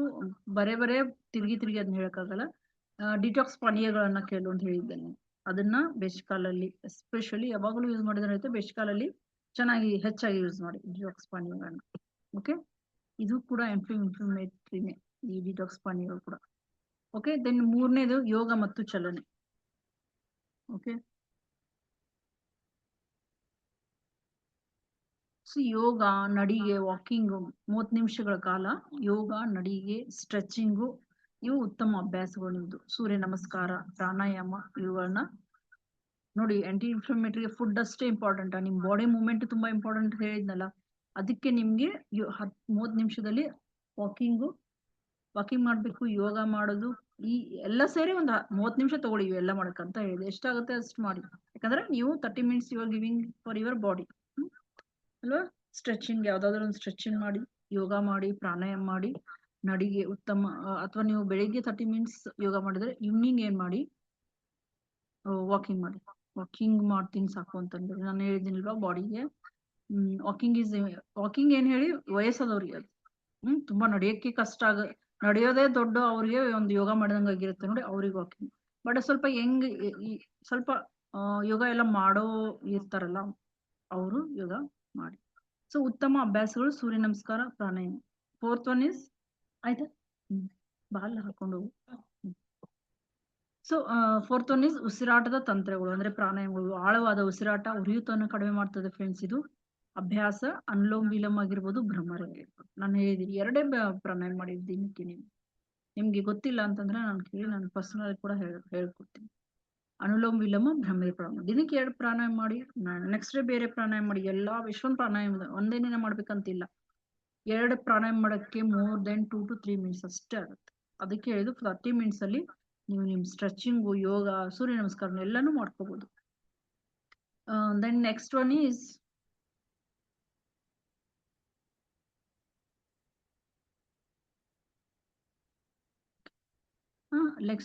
ಒತ್ತಡ ನಿರ್ವಹಣೆ ಮಾಡೋದು. ಧ್ಯಾನ, ಕೃತಜ್ಞತೆ, ಮೌನ. ಇದು ಒತ್ತಡ ನಿರ್ವಹಣೆಯಲ್ಲಿ ಇವೆಲ್ಲ ಬರ್ತವೆ. ನೀವು ಎಲ್ಲದು ಒತ್ತಡ ಕೂಡ ಇನ್ಫಾರ್ಮೇಶನ್ ನ ಕ್ರಿಯೇಟ್ ಮಾಡುತ್ತೆ ಅಂತ ಹೇಳಿದ್ನಲ್ಲ. ಸೊ ಒತ್ತಡ ನಿರ್ವಹಣೆಗೆ ಏನ್ ಮಾಡ್ಬೇಕು, ಒತ್ತಡ ನಿರ್ವಹಣೆಯಲ್ಲಿ ಓನ್ಲಿ ಧ್ಯಾನ ಮಾತ್ರ ಮಾಡಿದ್ರೆ ಸಾಕು ಅಂತ ಅನ್ಕೋಬಿಡಿ. ಧ್ಯಾನ, ಕೃತಜ್ಞತೆ ಅಂದ್ರೆ ಗ್ರಾಟಿಟ್ಯೂಡ್, ಮೌನ, ಇವು 3 ಬರ್ತವೆ. ಇದನ್ನ ಮಾಡಕ್ಕೆ ನಿಮ್ಗೆ ಒಂದು 5 ಮಿನಿಟ್ಸ್ ಸಾಕು. ಒಂದು 5 ಮಿನಿಟ್ಸ್ ಧ್ಯಾನ ಮಾಡಿ. ನಿಮ್ಗೆ ಟೈಮ್ ಇದ್ರೆ ನೀವು 20 ಮಿನಿಟ್ಸ್ ಮಾಡ್ಬೋದು, ತುಂಬಾ ಒಳ್ಳೇದು ನಿಮ್ಮ ಒತ್ತಡವನ್ನು ಕಡಿಮೆ ಮಾಡೋಕೆ. ಕೃತಜ್ಞತೆ, ಮೌನ. ಅಂದ್ರೆ ಮೌನ ಧ್ಯಾನ ಎರಡು ಒಂದೇ ಆಗ್ತದೆ. ಮೌನವಾಗಿ ಕುಳಿತು ಧ್ಯಾನ ಅಂದ್ರೆ ಏನ್ ಹೇಳಿ, ಏನು ಮಾಡದೇ ಇರೋದಕ್ಕೆ ಧ್ಯಾನ ಅಂತ ಅನ್ನೋದು. ಮೌನ ಧ್ಯಾನ ಎರಡು ಒಂದೇ. ಸೊ ಕೃತಜ್ಞತೆ ನೀವು ನೈಟ್ ಇಟ್ಕೊಳ್ಬೇಕಂದ್ರೆ ನೈಟ್ ಕೃತಜ್ಞತೆ, ಗ್ರಾಟಿಟ್ಯೂಡ್. ಓಕೆ, ಸೊ ಇನ್ನು ಮೊಬೈಲ್ ಅಂದ್ರೆ ಮೊಬೈಲ್ ಅಂದ್ರೆ ಏನ್ ಹೇಳಿ, ನೀವು ಒಂದು 100 ಬಾರಿ ಮೊಬೈಲ್ ನ ನೋಡ್ತಾ ಇದ್ದೀರಾ ಅಂತ ಅನ್ಕೊಳ್ಳಿ. ಆದ್ರೆ ನಮ್ಮ ಮನಸ್ಸನ್ನ ನಾವು ಯಾವತ್ತು ಪರಿಶೀಲಿಸ್ತೀವಿ? ಒಂದು 100 ಸರಿ ನಾವು ಮೊಬೈಲ್ನ ಚೆಕ್ ಮಾಡ್ತೀವಿ, ಯಾವ ಮೆಸೇಜ್ ಬಂತು ಏನಂತು. ಸೊ ನಿಮ್ಗೆ ಇಂಪಾರ್ಟೆಂಟ್ ಇರುತ್ತೆ, ಕೆಲವೊಂದು ನೀವು ಮಾಡಿ, ಇಲ್ಲ ಅಂತಲ್ಲ. ಜೊತೆಗೆ ನಮ್ಮ ಮನಸ್ಸನ್ನು ಕೂಡ ನಾವು ಪರಿಶೀಲಿಸ್ಬೇಕು. ಯಾಕಂದ್ರೆ ಅದು ಎಷ್ಟು ಪಾಪ ಎಷ್ಟು ಖುಷಿಯಾಗಿದೆಯೋ ಇಲ್ವೋ, ಅದು ಸ್ಟ್ರೆಸ್ ಆಗಿದೆಯೋ ಇಲ್ವೋ ಅಂತ ಅದ್ರ ಬಗ್ಗೆನೂ ಸ್ವಲ್ಪ ಯೋಚನೆ ಇರಲಿ. ದೆನ್ ನೆಕ್ಸ್ಟ್ ಕಮ್ಸ್ ಸರಿಯಾದ ನಿದ್ರೆ. ಆಯ್ತಾ? 10:30ಕ್ಕಿಂತ ರಾತ್ರಿ ಇದ್ದಿದ್ದು ರಾತ್ರಿ 10:30ಕ್ಕಿಂತ ಮುಂಚೆ ನಿದ್ರೆ ಮಾಡಿ. ರಾತ್ರಿಯಲ್ಲಿ ದೇಹ ನಿಮ್ದು ಏನಾಗ್ತದೆ, ಗುಣವಾಗ್ತದೆ ಫ್ರೆಂಡ್ಸ್. ಓಕೆ. ಶಕ್ತಿಶಾಲಿ ಮನೆಮದ್ದುಗಳು ಅಂದ್ರೆ ಅರಿಶಿನ ಹಾಲು, ಬೆಳ್ಳುಳ್ಳಿ, ನೈಸರ್ಗಿಕ ಪ್ರತಿಜೀವಕ. ಅದು ನಿಮ್ಮ ಬಾಡಿ ಬ್ಲಡ್ ನ ಥಿನ್ ಮಾಡ್ತದೆ. ಇದು ನೋಡಿ, ಕೊಲೆಸ್ಟ್ರಾಲ್ ಇದ್ದವರೇ ತಿನ್ಬೇಕು ಅಂತಲ್ಲ. ಬೆಳಿಗ್ಗೆ ಒಂದೇ ಹೆಸರು ನೀವು ಮುಂದೆ ಏನು ಕೊಲೆಸ್ಟ್ರಾಲ್ ಆಗ್ಬಾರ್ದಪ್ಪ, ನೀವು ಚೆನ್ನಾಗಿರ್ಬೇಕು ಅಂದ್ರೆ ಬೆಳಿಗ್ಗೆ ಎದ್ದು ಒಂದು ಬೆಳ್ಳುಳ್ಳಿ ತಿನ್ನಿ ಸಾಕು. ಸೊ ಶುಂಠಿ ಚಹಾ ಮಾಡಿ, ಇದು ಸಕ್ಕರೆ ಇದು ಎಲ್ಲ ಹಾಕಿ ಅದಲ್ಲ, ಇದು ಓನ್ಲಿ ಫಾರ್ ಶುಂಠಿ. ಕಾಳ್ಮೆಣ್ಸ್ ಹಾಕಿ ಟೀ ಮಾಡಿ. ಅದ್ರಲ್ಲಿ ಸಕ್ಕರೆನೂ ಹಾಕಂಗಿಲ್ಲ, ಏನು ಟೀ ಪೌಡರ್ ಹಾಕಂಗಿಲ್ಲ. ಆಮೇಲೆ ಅಗಸೆ ಬೀಜಗಳು, ಒಮೆಗಾ 3 ಹೆಚ್ಚಾಗಿರುತ್ತೆ ಇದರಲ್ಲಿ.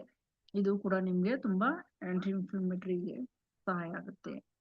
ಸೊ ಮನಸ್ಸು ಮತ್ತು ಉರಿಯೂತ ಸಂಪರ್ಕ, ನಿಮ್ಮ ಆಲೋಚನೆಗಳು ನಿಮ್ಮ ದೇಹದ ಮೇಲೆ ಪರಿಣಾಮ ಬೀರ್ತಾರೆ ಫ್ರೆಂಡ್ಸ್. ನಕಾರಾತ್ಮಕ ಭಾವನೆಗಳು, ಕೋಪ, ಭಯ, ಅಸೂಯೆ ಏನಿರುತ್ತಲ್ಲ, ಅದು ಕೂಡ ಕಾರಣ ಆಗುತ್ತದೆ. ಸೊ ಉರಿಯೂತವನ್ನ ಹೆಚ್ಚಿಸ್ತದೆ. ಸೊ ನೀವು ಧನಾತ್ಮಕವಾಗಿದ್ರೆ, ಅಂದ್ರೆ ಪ್ರೀತಿಯಿಂದ, ಶಾಂತಿಯಿಂದ, ಕೃತಜ್ಞತೆಯಿಂದ ಇದ್ರೆ ನಿಮ್ಮ ದೇಹ ಗುಣಪಡಿಸೋಕೆ ಈಸಿ ಆಗುತ್ತದೆ.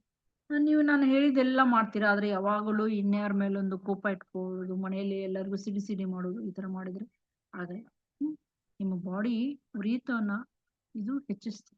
ಏನು ಉಪಯೋಗ? ನಾನು ಯಾವಾಗಲೂ ಶಾಂತ ಆಗಿರ್ಬೇಕು, ನಗ್ನಗ್ತಾ ಇರ್ಬೇಕು ಅಂತ ಹೇಳ್ತಾ ಇರ್ತೀನಲ್ಲ. ಆಹಾರವನ್ನೆಲ್ಲ ಯೂಸ್ ಮಾಡ್ತೀರಾ, ಯೋಗ ಸ್ಟ್ರೆಚಿಂಗ್ ಎಲ್ಲ ಮಾಡ್ತೀರಾ, ಎಲ್ಲ ಕರೆಕ್ಟ್ ಆಗಿ ಮಾಡ್ತೀರಾ, ಧ್ಯಾನ ಮಾಡ್ತೀರಾ, ಇಡೀ ದಿನ ಇವೆಲ್ಲ ಮಾಡ್ತೀರಾ ಹೇಳುದು. ಬಟ್ ಮನೆಯವ್ರ ಮೇಲೆ ಕಿರ್ಚ್ಕೊಂಡಿರೋದು, ಕೋಪದಲ್ಲಿ ಇರೋದು ಯಾವತ್ತು, ಈ ತರ ಮಾಡಿದ್ರೆ ವರ್ಕ್ ಆಗಲ್ಲ ಫ್ರೆಂಡ್ಸ್. ಏನ್ ಗೊತ್ತಾ, ಇವು ನಕಾರಾತ್ಮಕ ಭಾವನೆಗಳು, ಕೋಪ, ಭಯ, ಅಸೂಯೆ ಅನ್ನೋದು, ಇವು ಕೂಡ ಉರಿಯೂತವನ್ನ ಹೆಚ್ಚಿಸ್ತವೆ. ಸೊ ಧನಾತ್ಮಕ ಭಾವನೆಗಳು ಯಾವ ಹೇಳಿ? ಪ್ರೀತಿ, ಶಾಂತಿ, ಕೃತಜ್ಞತೆ. ಎಲ್ರ ಮೇಲೆ ನಿಮ್ಗೆ ಯಾರಾದ್ರೂ ಏನಾದ್ರು ಕೆಲಸ ಮಾಡ್ಕೊಡ್ತಾ ಇರ್ತಾರೆ, ಒಂದು ಮಗು ಆಗಿರ್ಬೋದು, ಅಥವಾ ನಿಮ್ಮಲ್ಲಿ ಮನೇಲಿ ಯಾರಾದ್ರೂ ನಿಮ್ಗೆ ಏನಾದ್ರು ತಂದು ಕೊಡ್ರೆ ಒಂದು ಗ್ರಾಟಿಟ್ಯೂಡ್ ಹೇಳಿವ್ರಿ, ಥ್ಯಾಂಕ್ ಯು ಹೇಳಿವ್ರಿ, ಅವ್ರಿಗೆ ಎಷ್ಟು ಖುಷಿ ಆಗುತ್ತೆ. ಅದೇ ಕೃತಜ್ಞತೆ. ಸುಮ್ನೆ ತಗೊಂಡು ಕುತ್ಕೊಳ್ಳೋದಲ್ಲ. ಈ ತರ ಪ್ರಾಕ್ಟೀಸ್ ಮಾಡಿದ್ರೆ ಇದೇನಾಗುತ್ತೆ, ಅದು ಎಲ್ಲದರಲ್ಲೂ ನಮ್ಗೆ ಕೃತಜ್ಞತೆ ಹೆಚ್ಚಾಗ್ತಾ ಹೋಗ್ತದೆ ಫ್ರೆಂಡ್ಸ್. ಸಣ್ಣ ಸಣ್ಣ ವಿಷಯಗಳು ನಾವು ಕೃತಜ್ಞತೆ ಆಗಿರ್ಬೇಕು. ಸೊ ನಿಮ್ಮ ದೇಹವನ್ನ ಗುಣಪಡಿಸಿ ಶಕ್ತಿಶಾಲಿ ಇದು. ರೋಗ ಇದ್ದಕ್ಕಿಂತಂತೆ ಯಾವುದು ಪ್ರಾರಂಭವಾಗಲ್ಲ. ಸೊ ಅದು ಮೌನವಾಗಿ ಪ್ರಾರಂಭ ಆಗ್ತದೆ, ಅದು ನಿಧಾನವಾಗಿ ಬೆಳೀತದೆ. ಒಂದು ದಿನ ಸ್ಫೋಟಗೊಳ್ತದೆ, ಅಂದ್ರೆ ಬ್ಲಾಸ್ಟ್ ಆಗ್ತದೆ ಒಂದಿನ. ಅದು ಸುಧಾರಣೆಗೆ ಮೊದಲು ನಿಮ್ಗೆ ಆಯಾಸ ಆಗ್ತದೆ, ನಂತರ ಜೀರ್ಣಕ್ರಿಯೆ ಸಮಸ್ಯೆಗಳು ಉಂಟಾಗ್ತವೆ, ಆಮೇಲೆ ನಂತರ ಹಾರ್ಮೋನ್ಗಳು ಅಸಮತೋಲನ ಆಗ್ತದೆ, ನಂತರ ರೋಗ ಬರ್ತದೆ. ಒಂದೇ ದಿನ ರೋಗ ಯಾವುದು ಬರಲ್ಲ. ಸೊ ನಿಮಗೆ ದೈನಂದಿನ ದಿನಚರಿ ಅಂದ್ರೆ ಬೆಳಿಗ್ಗೆ ಈ ಯಾವ್ದಾದ್ರು ಡಿಟಾಕ್ಸ್ ವಾಟರ್ ತಗೊಳ್ಳಿ, ಸೂರ್ಯನ ಬೆಳಕಲ್ಲಿರಿ ಸ್ವಲ್ಪ ಹೊತ್ತು, 10 ನಿಮಿಷ, 15 ನಿಮಿಷ, 20 ನಿಮಿಷ, ಉಸಿರಾಟದ ವ್ಯಾಯಾಮ ಮಾಡಿ. ಹಗಲಲ್ಲಿ ಶುದ್ಧ ಆಹಾರವನ್ನು ತೆಗೆದುಕೊಳ್ಳಿ, ಸಾತ್ವಿಕ ಆಹಾರವನ್ನ, ಮತ್ತೆ ಬಾಡಿ ಮೂವ್ಮೆಂಟ್ ನ ಮಾಡಿ. ರಾತ್ರಿ ಲೈಟ್ ಫುಡ್ ಇರ್ಲಿ ನಿಮ್ದು. ಆರಂಭಿಕ ನಿದ್ರೆ ಅಂದ್ರೆ ಅರ್ಲಿ ಸ್ಲೀಪ್, ಅಂದ್ರೆ ಒಂದು 10:30 ಒಳಗಡೆ ನಿದ್ರೆ ಮಾಡಿ. ಸೊ ಈ ಗುಣಪಡಿಸಲು ನಿಮ್ಗೆ ನೀವು ಯಾವ್ದಾದ್ರು ಅಂತ ಇನ್ಫ್ಲಮೇಟರಿ ಫುಡ್ಗಳನ್ನ ತೆಗೆದುಕೊಳ್ತಾ ಇದ್ರೆ ನನಗೆ ಮೆಸೇಜ್ ಮಾಡಿ. ನಿಮ್ಗೆ ಅದು ಗೊತ್ತಿಲ್ಲ, ಇದು ಇನ್ಫ್ಲಮೇಟರಿ ಫುಡ್ ಇದು ಅಂತ ತಿಳ್ಕೊಬೇಕು ಅಂತಂದ್ರೂ ಕೂಡ ನನಗೆ ಮೆಸೇಜ್ ಮಾಡಿ. ನೀವು ಏನ್ ತಿಂತಾ ಇದ್ರೆ ನಾನು ಹೇಳ್ತೀನಿ ಅದು ತಿನ್ಬಾರ್ದು ಅಂತ. ಓಕೆ. ಸೊ ನಿಮ್ಮ ದೇಹವನ್ನ ನೋಡ್ಕೊಳ್ತಿದ್ದೀರಾ ಅಥವಾ ನಿರ್ಲಕ್ಷಿಸ್ತಿದ್ದೀರಾ, ಅದು ನಿಮ್ಗೆ ತಾತ್ಕಾಲಿಕ ಪರಿಹಾರ ಅಥವಾ ಶಾಶ್ವತ ಪರಿಹಾರ ಬೇಕು ಅಂತ ಅಂದ್ರೆ, ಇದು ನನಗೆ ಪರ್ಸನಲೈಸ್ಡ್ ಪ್ರೋಗ್ರಾಮು ಇದೆ ಇದ್ರದ್ದು. ಯಾರಲ್ಲಿ ಕೆಲವೊಬ್ರಲ್ಲಿ ತುಂಬಾ ಹೀಲ್ಸ್ ಇದಾಗೋದು, ಸ್ವೆಲ್ಲಿಂಗ್ ಆಗೋದು, ಮತ್ತೆ ಈ ಕಾಲುಗಳು ಸುಮ್ಮನೆ ಸ್ವೆಲ್ಲಿಂಗ್ ಆಗೋದು ಪ್ರಾಬ್ಲಮ್ಸ್ ಎಲ್ಲ ಕೆಲವೊಬ್ರಲ್ಲಿ ಇದಾವೆ. ಸೊ ಇದಕ್ಕೂ ಕೂಡ ನಾನು ಒಂದು ಪರ್ಸನಲೈಸ್ಡ್ ಒಂದು ಚಾರ್ಟ್ ಮಾಡಿದ್ದೀನಿ. ಸೊ ಅದಕ್ಕೆ ಮಿನಿಮಮ್ ಚಾರ್ಜ್ ಇರುತ್ತೆ ಅಷ್ಟೇ. ಸೊ ಅಥವಾ ನಿಮ್ಗೆ ಮುಂದೆ ಕೂಡ ಯಾವುದೋ ಒಂದು ರೋಗ ಬರಬಾರ್ದು, ನಿಮ್ದು ಲೈಫ್ ಸ್ಟೈಲ್ ಹೇಗೆ ಇರಬೇಕು, ಆಂಟಿ ಇನ್ಫ್ಲಮೇಟರಿ ಡೈಟ್ ಅಂತ ಕರಿತೀನಿ ಅದಕ್ಕೆ. ಸೊ ಅದರಲ್ಲಿ ನಿಮ್ಗೆ ಆಂಟಿ ಇನ್ಫ್ಲಮೇಟರಿ ಫುಡ್ಗಳನ್ನ ಮಾತ್ರ ನಾನು ರೆಕಮೆಂಡ್ ಮಾಡೋದು. ಸೊ ನಿಮ್ಮ ಉರಿಯೂತವನ್ನು ನೈಸರ್ಗಿಕವಾಗಿ ಅದನ್ನ ನೀವು ರಿವರ್ಸ್ ಮಾಡಬೇಕು ಅಂತಂದ್ರೆ ಅದು ನಿಮ್ಗೆ ತುಂಬಾ ಯೂಸ್ ಆಗ್ತದೆ ಫ್ರೆಂಡ್ಸ್. ಅದರಲ್ಲಿ ಆಹಾರ ಯೋಜನೆ, ಡಿಟಾಕ್ಸ್ ಡ್ರಿಂಕ್ಸು, ಜೀವನ ಶೈಲಿಯನ್ನ ತಿದ್ದುಪಡಿ ಮಾಡೋದು ಹೇಗೆ, ಇದು ಪರ್ಸನಲೈಸ್ಡ್ ವೈಯಕ್ತಿಕ ಮಾರ್ಗದರ್ಶನದೊಂದಿಗೆ ಇರ್ತದೆ. ಸೊ ಇನ್ನು ಕೆಲವೊಂದು ನಿಮ್ಗೆ ನಾನು ಆಂಟಿ ಇನ್ಫ್ಲಮೇಟರಿ ಡ್ರಿಂಕ್ಸ್ ಗಳನ್ನ ಹೇಳ್ತೀನಿ. ಓಕೆ, ಅದನ್ನ ನೀವು ತೆಗೆದುಕೊಳ್ಬಹುದು. ಒಂದ್ ನಿಮಿಷ ಹೇಳ್ತೀನಿ.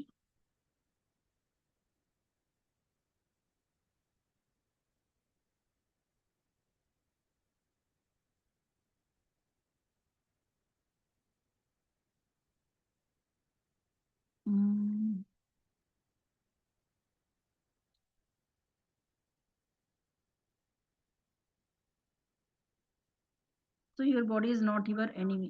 ಯಾವಾಗಲೂ ಹೇಳ್ತಾ ಇದ್ದೀನಿ, it's your best friend. So ಅದನ್ನ ಅರ್ಥ ಮಾಡ್ಕೊಳ್ಳಿ. Pain is not punishment, it's a message for you. So ಯಾವಾಗೂ ನೀವು ಇಗ್ನೋರ್ ಮಾಡಬೇಡಿ ಅದನ್ನ, ಮತ್ತೆ ಸಪ್ರೆಸ್ ಮಾಡಬೇಡಿ, just heal it. So if you don't control information today, tomorrow it will control your life. ಅರ್ಥ ಮಾಡ್ಕೊಳ್ಳಿ. Okay, thank you so much. Take care of your health. ಇದು aunty inflammatory ಬಗ್ಗೆ. ಓಕೆ, ಸೊ ಕೆಲವೊಂದು drinks ಹೇಳ್ತೀನಿ. ಏನಂದ್ರೆ golden termite ಎಲ್ಲರಿಗೂ ಗೊತ್ತು, simple, ತುಂಬಾ ಸಿಂಪಲ್. 1 ಗ್ಲಾಸ್ ವಾರ್ಮ್ ಮಿಲ್ಕ್ ಅಲ್ಲಿ ಅರ್ಧ ಟೀ ಸ್ಪೂನ್ ಟರ್ಮೆರಿಕ್ ಹಾಕಿ ಬಾಯ್ಲ್ ಮಾಡಿ ಅದನ್ನ ಸ್ವಲ್ಪ ಅದರಲ್ಲಿ ಇದು ಹಾಕಿ ಪೆಪ್ಪರ್ ಪೌಡರ್ ಹಾಕಿ, ನಂತರ ಅದರಲ್ಲಿ ಸ್ವಲ್ಪ ಘೀ ಹಾಕಿ, ತುಪ್ಪ ಹಾಕಿ ಅದನ್ನ ಅಥವಾ ಕೊಕೊನಟ್, ಅದು ಪ್ಯೂರ್ ಕೊಕೊನಟ್ ಆಯಿಲ್ ಇರಬೇಕು. ಘೀ ಅಥವಾ ಕೊಕೊನಟ್ ಆಯಿಲ್ ತಿನ್ನೋರು ಇರ್ತಾರಲ್ಲ, ಕೊಕೊನಟ್ ಆಯಿಲ್ ಬೇರೆ ಇರುತ್ತಲ್ಲ, ಅದನ್ನ ಯೂಸ್ ಮಾಡಿ. ಮತ್ತೆ ನೀವು ತಲೆ ಹಚ್ಕೋದೆಲ್ಲ ಯೂಸ್ ಮಾಡ್ಕೋಬೇಡಿ. ಓಕೆ, ಲಿಟಲ್ ಜಾಗ್ರಿ, ಅದರಲ್ಲಿ ಸ್ವಲ್ಪ ಬೆಲ್ಲ ಗಂಟು ಹಾಕ್ಬೇಡಿ. ಅದರಲ್ಲಿ ಪೌಡರ್ ಇರುತ್ತೆ ನೋಡಿ, ಅದನ್ನ ಹಾಕಿ ನಿಮ್ಮ ಟೇಸ್ಟ್ಗೆ ಅದು. ಸೊ ಈ ತರ ನೀವು ಇದನ್ನ ಪ್ರಿಪೇರ್ ಮಾಡ್ಬೇಕು.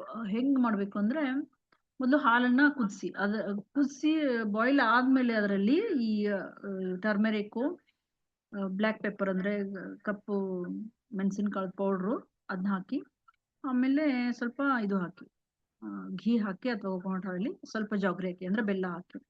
ಸೊ ಏನಾಗುತ್ತೆ ಅಂದ್ರೆ, ಇದು ನಿಮ್ಮ ಬಾಡಿನಲ್ಲಿರೋ ಇನ್ಫ್ಲಮೇಷನ್ ನ ಕಡಿಮೆ ಮಾಡ್ತದೆ, ಇಮ್ಯುನಿಟಿನ ಕೂಡ ಹೆಚ್ಚಾಗಿ ಮಾಡ್ತದೆ friends. It's good for your joints and skin also. ಆದ್ರೆ ನೀವು ಹಾಲನ್ನು ಮಾತ್ರ ಏನ್ ಗೊತ್ತಾ, ಒಳ್ಳೆ ಹಾಲನ್ನ ತೆಗೆದುಕೊಳ್ಬೇಕು, ಪ್ಯಾಕೆಟ್ ಹಾಲಲ್ಲ. ಅದು ವೆರಿ ಇಂಪಾರ್ಟೆಂಟ್. ಯಾಕಂದ್ರೆ ನಾನು ಹಾಲೇ ರೆಕಮೆಂಡ್ ಮಾಡಲ್ಲ. ಅಥವಾ ನೀವು ಹಾಲು ಬದಲಾಗಿ ಕೊಕೊನಟ್ ಮಿಲ್ಕ್ ತಗೋಬಹುದು. ಕೊಕೊನಟ್ ಮಿಲ್ಕ್ ಮಾಡೋದು ಒಂದು ಪ್ರೊಸೆಸ್ ಇದೆ, ಅದರಲ್ಲಿ ತಗೊಳ್ಬಹುದು, ಅಥವಾ ಬಾದಾಮ್ ಮಿಲ್ಕ್ ಅಲ್ಲಿ ತಗೋಬಹುದು. ಆದ್ರೆ ನೀವು ಹಸು ಹಾಲು ತಗೊಳ್ಬೇಕು ಅಂತಂದ್ರೆ ದೇಸಿ ಹಸು ಹಾಲು ತೆಗೆದುಕೊಳ್ಳಿ. ಅದು ನನಗೆ ತುಂಬಾ ಇಂಪಾರ್ಟೆಂಟ್ ಫ್ರೆಂಡ್ಸ್.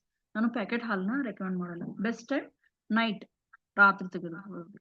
ಓಕೆ, ಇನ್ನೊಂದು ಮಾರ್ನಿಂಗ್ ಡಿಟಾಕ್ಸ್ ಲೆಮನ್ ಡ್ರಿಂಕ್. ಇದೇನ್ ಗೊತ್ತಾ, 1 ಗ್ಲಾಸ್ ವಾರ್ಮ್ ವಾಟರ್, ಅದರಲ್ಲಿ ಅರ್ಧ ಲಿಂಬೆ ಹಣ್ಣು ಹಿಂಡಿ, ಆಮೇಲೆ ಅದರಲ್ಲಿ ಸ್ವಲ್ಪ ಇದು ಶುಂಠಿನ ಹೆಚ್ಚಿಬಿಟ್ಟು ಅದರಲ್ಲಿ ಹಾಕಿ, ಆಮೇಲೆ ಸ್ವಲ್ಪ 1 tea spoon of honey hockey.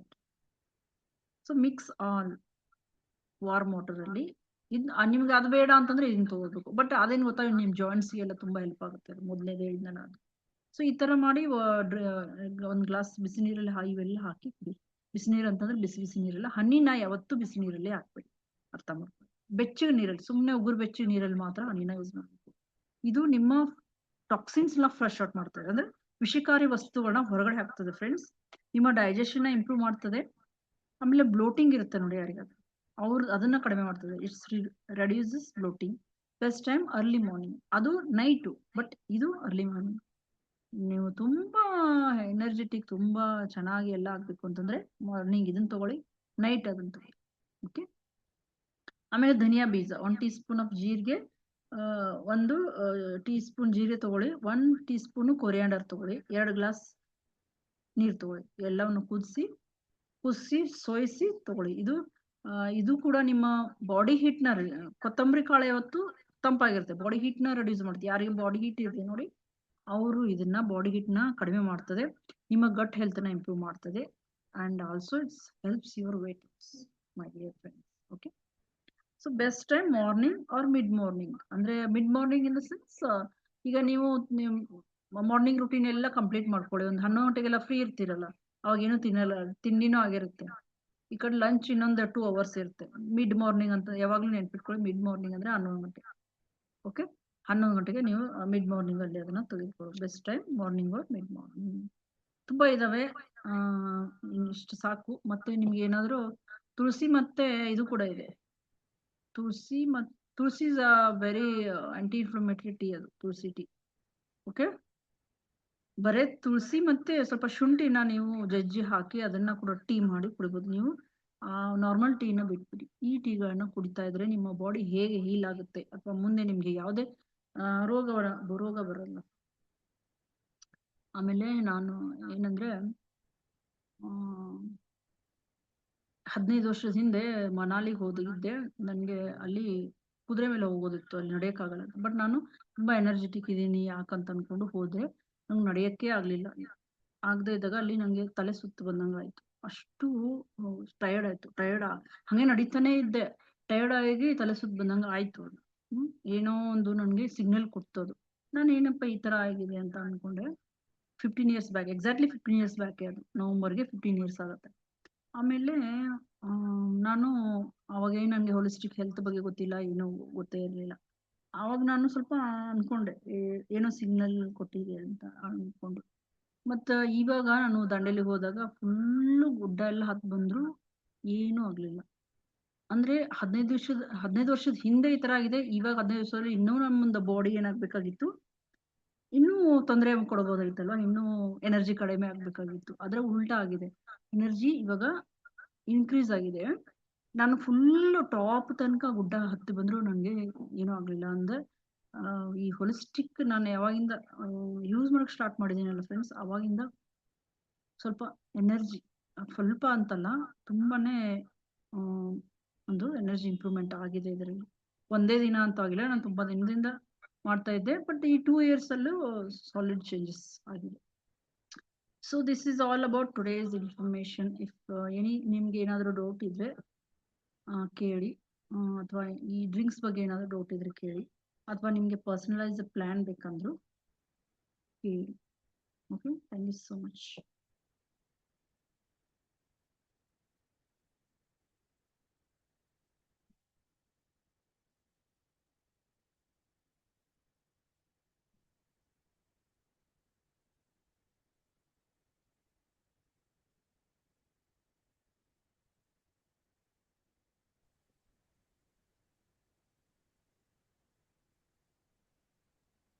Madam ನಮಸ್ತೆ. ವಾಣಿ ಅವರೇ ಹೇಳಿ.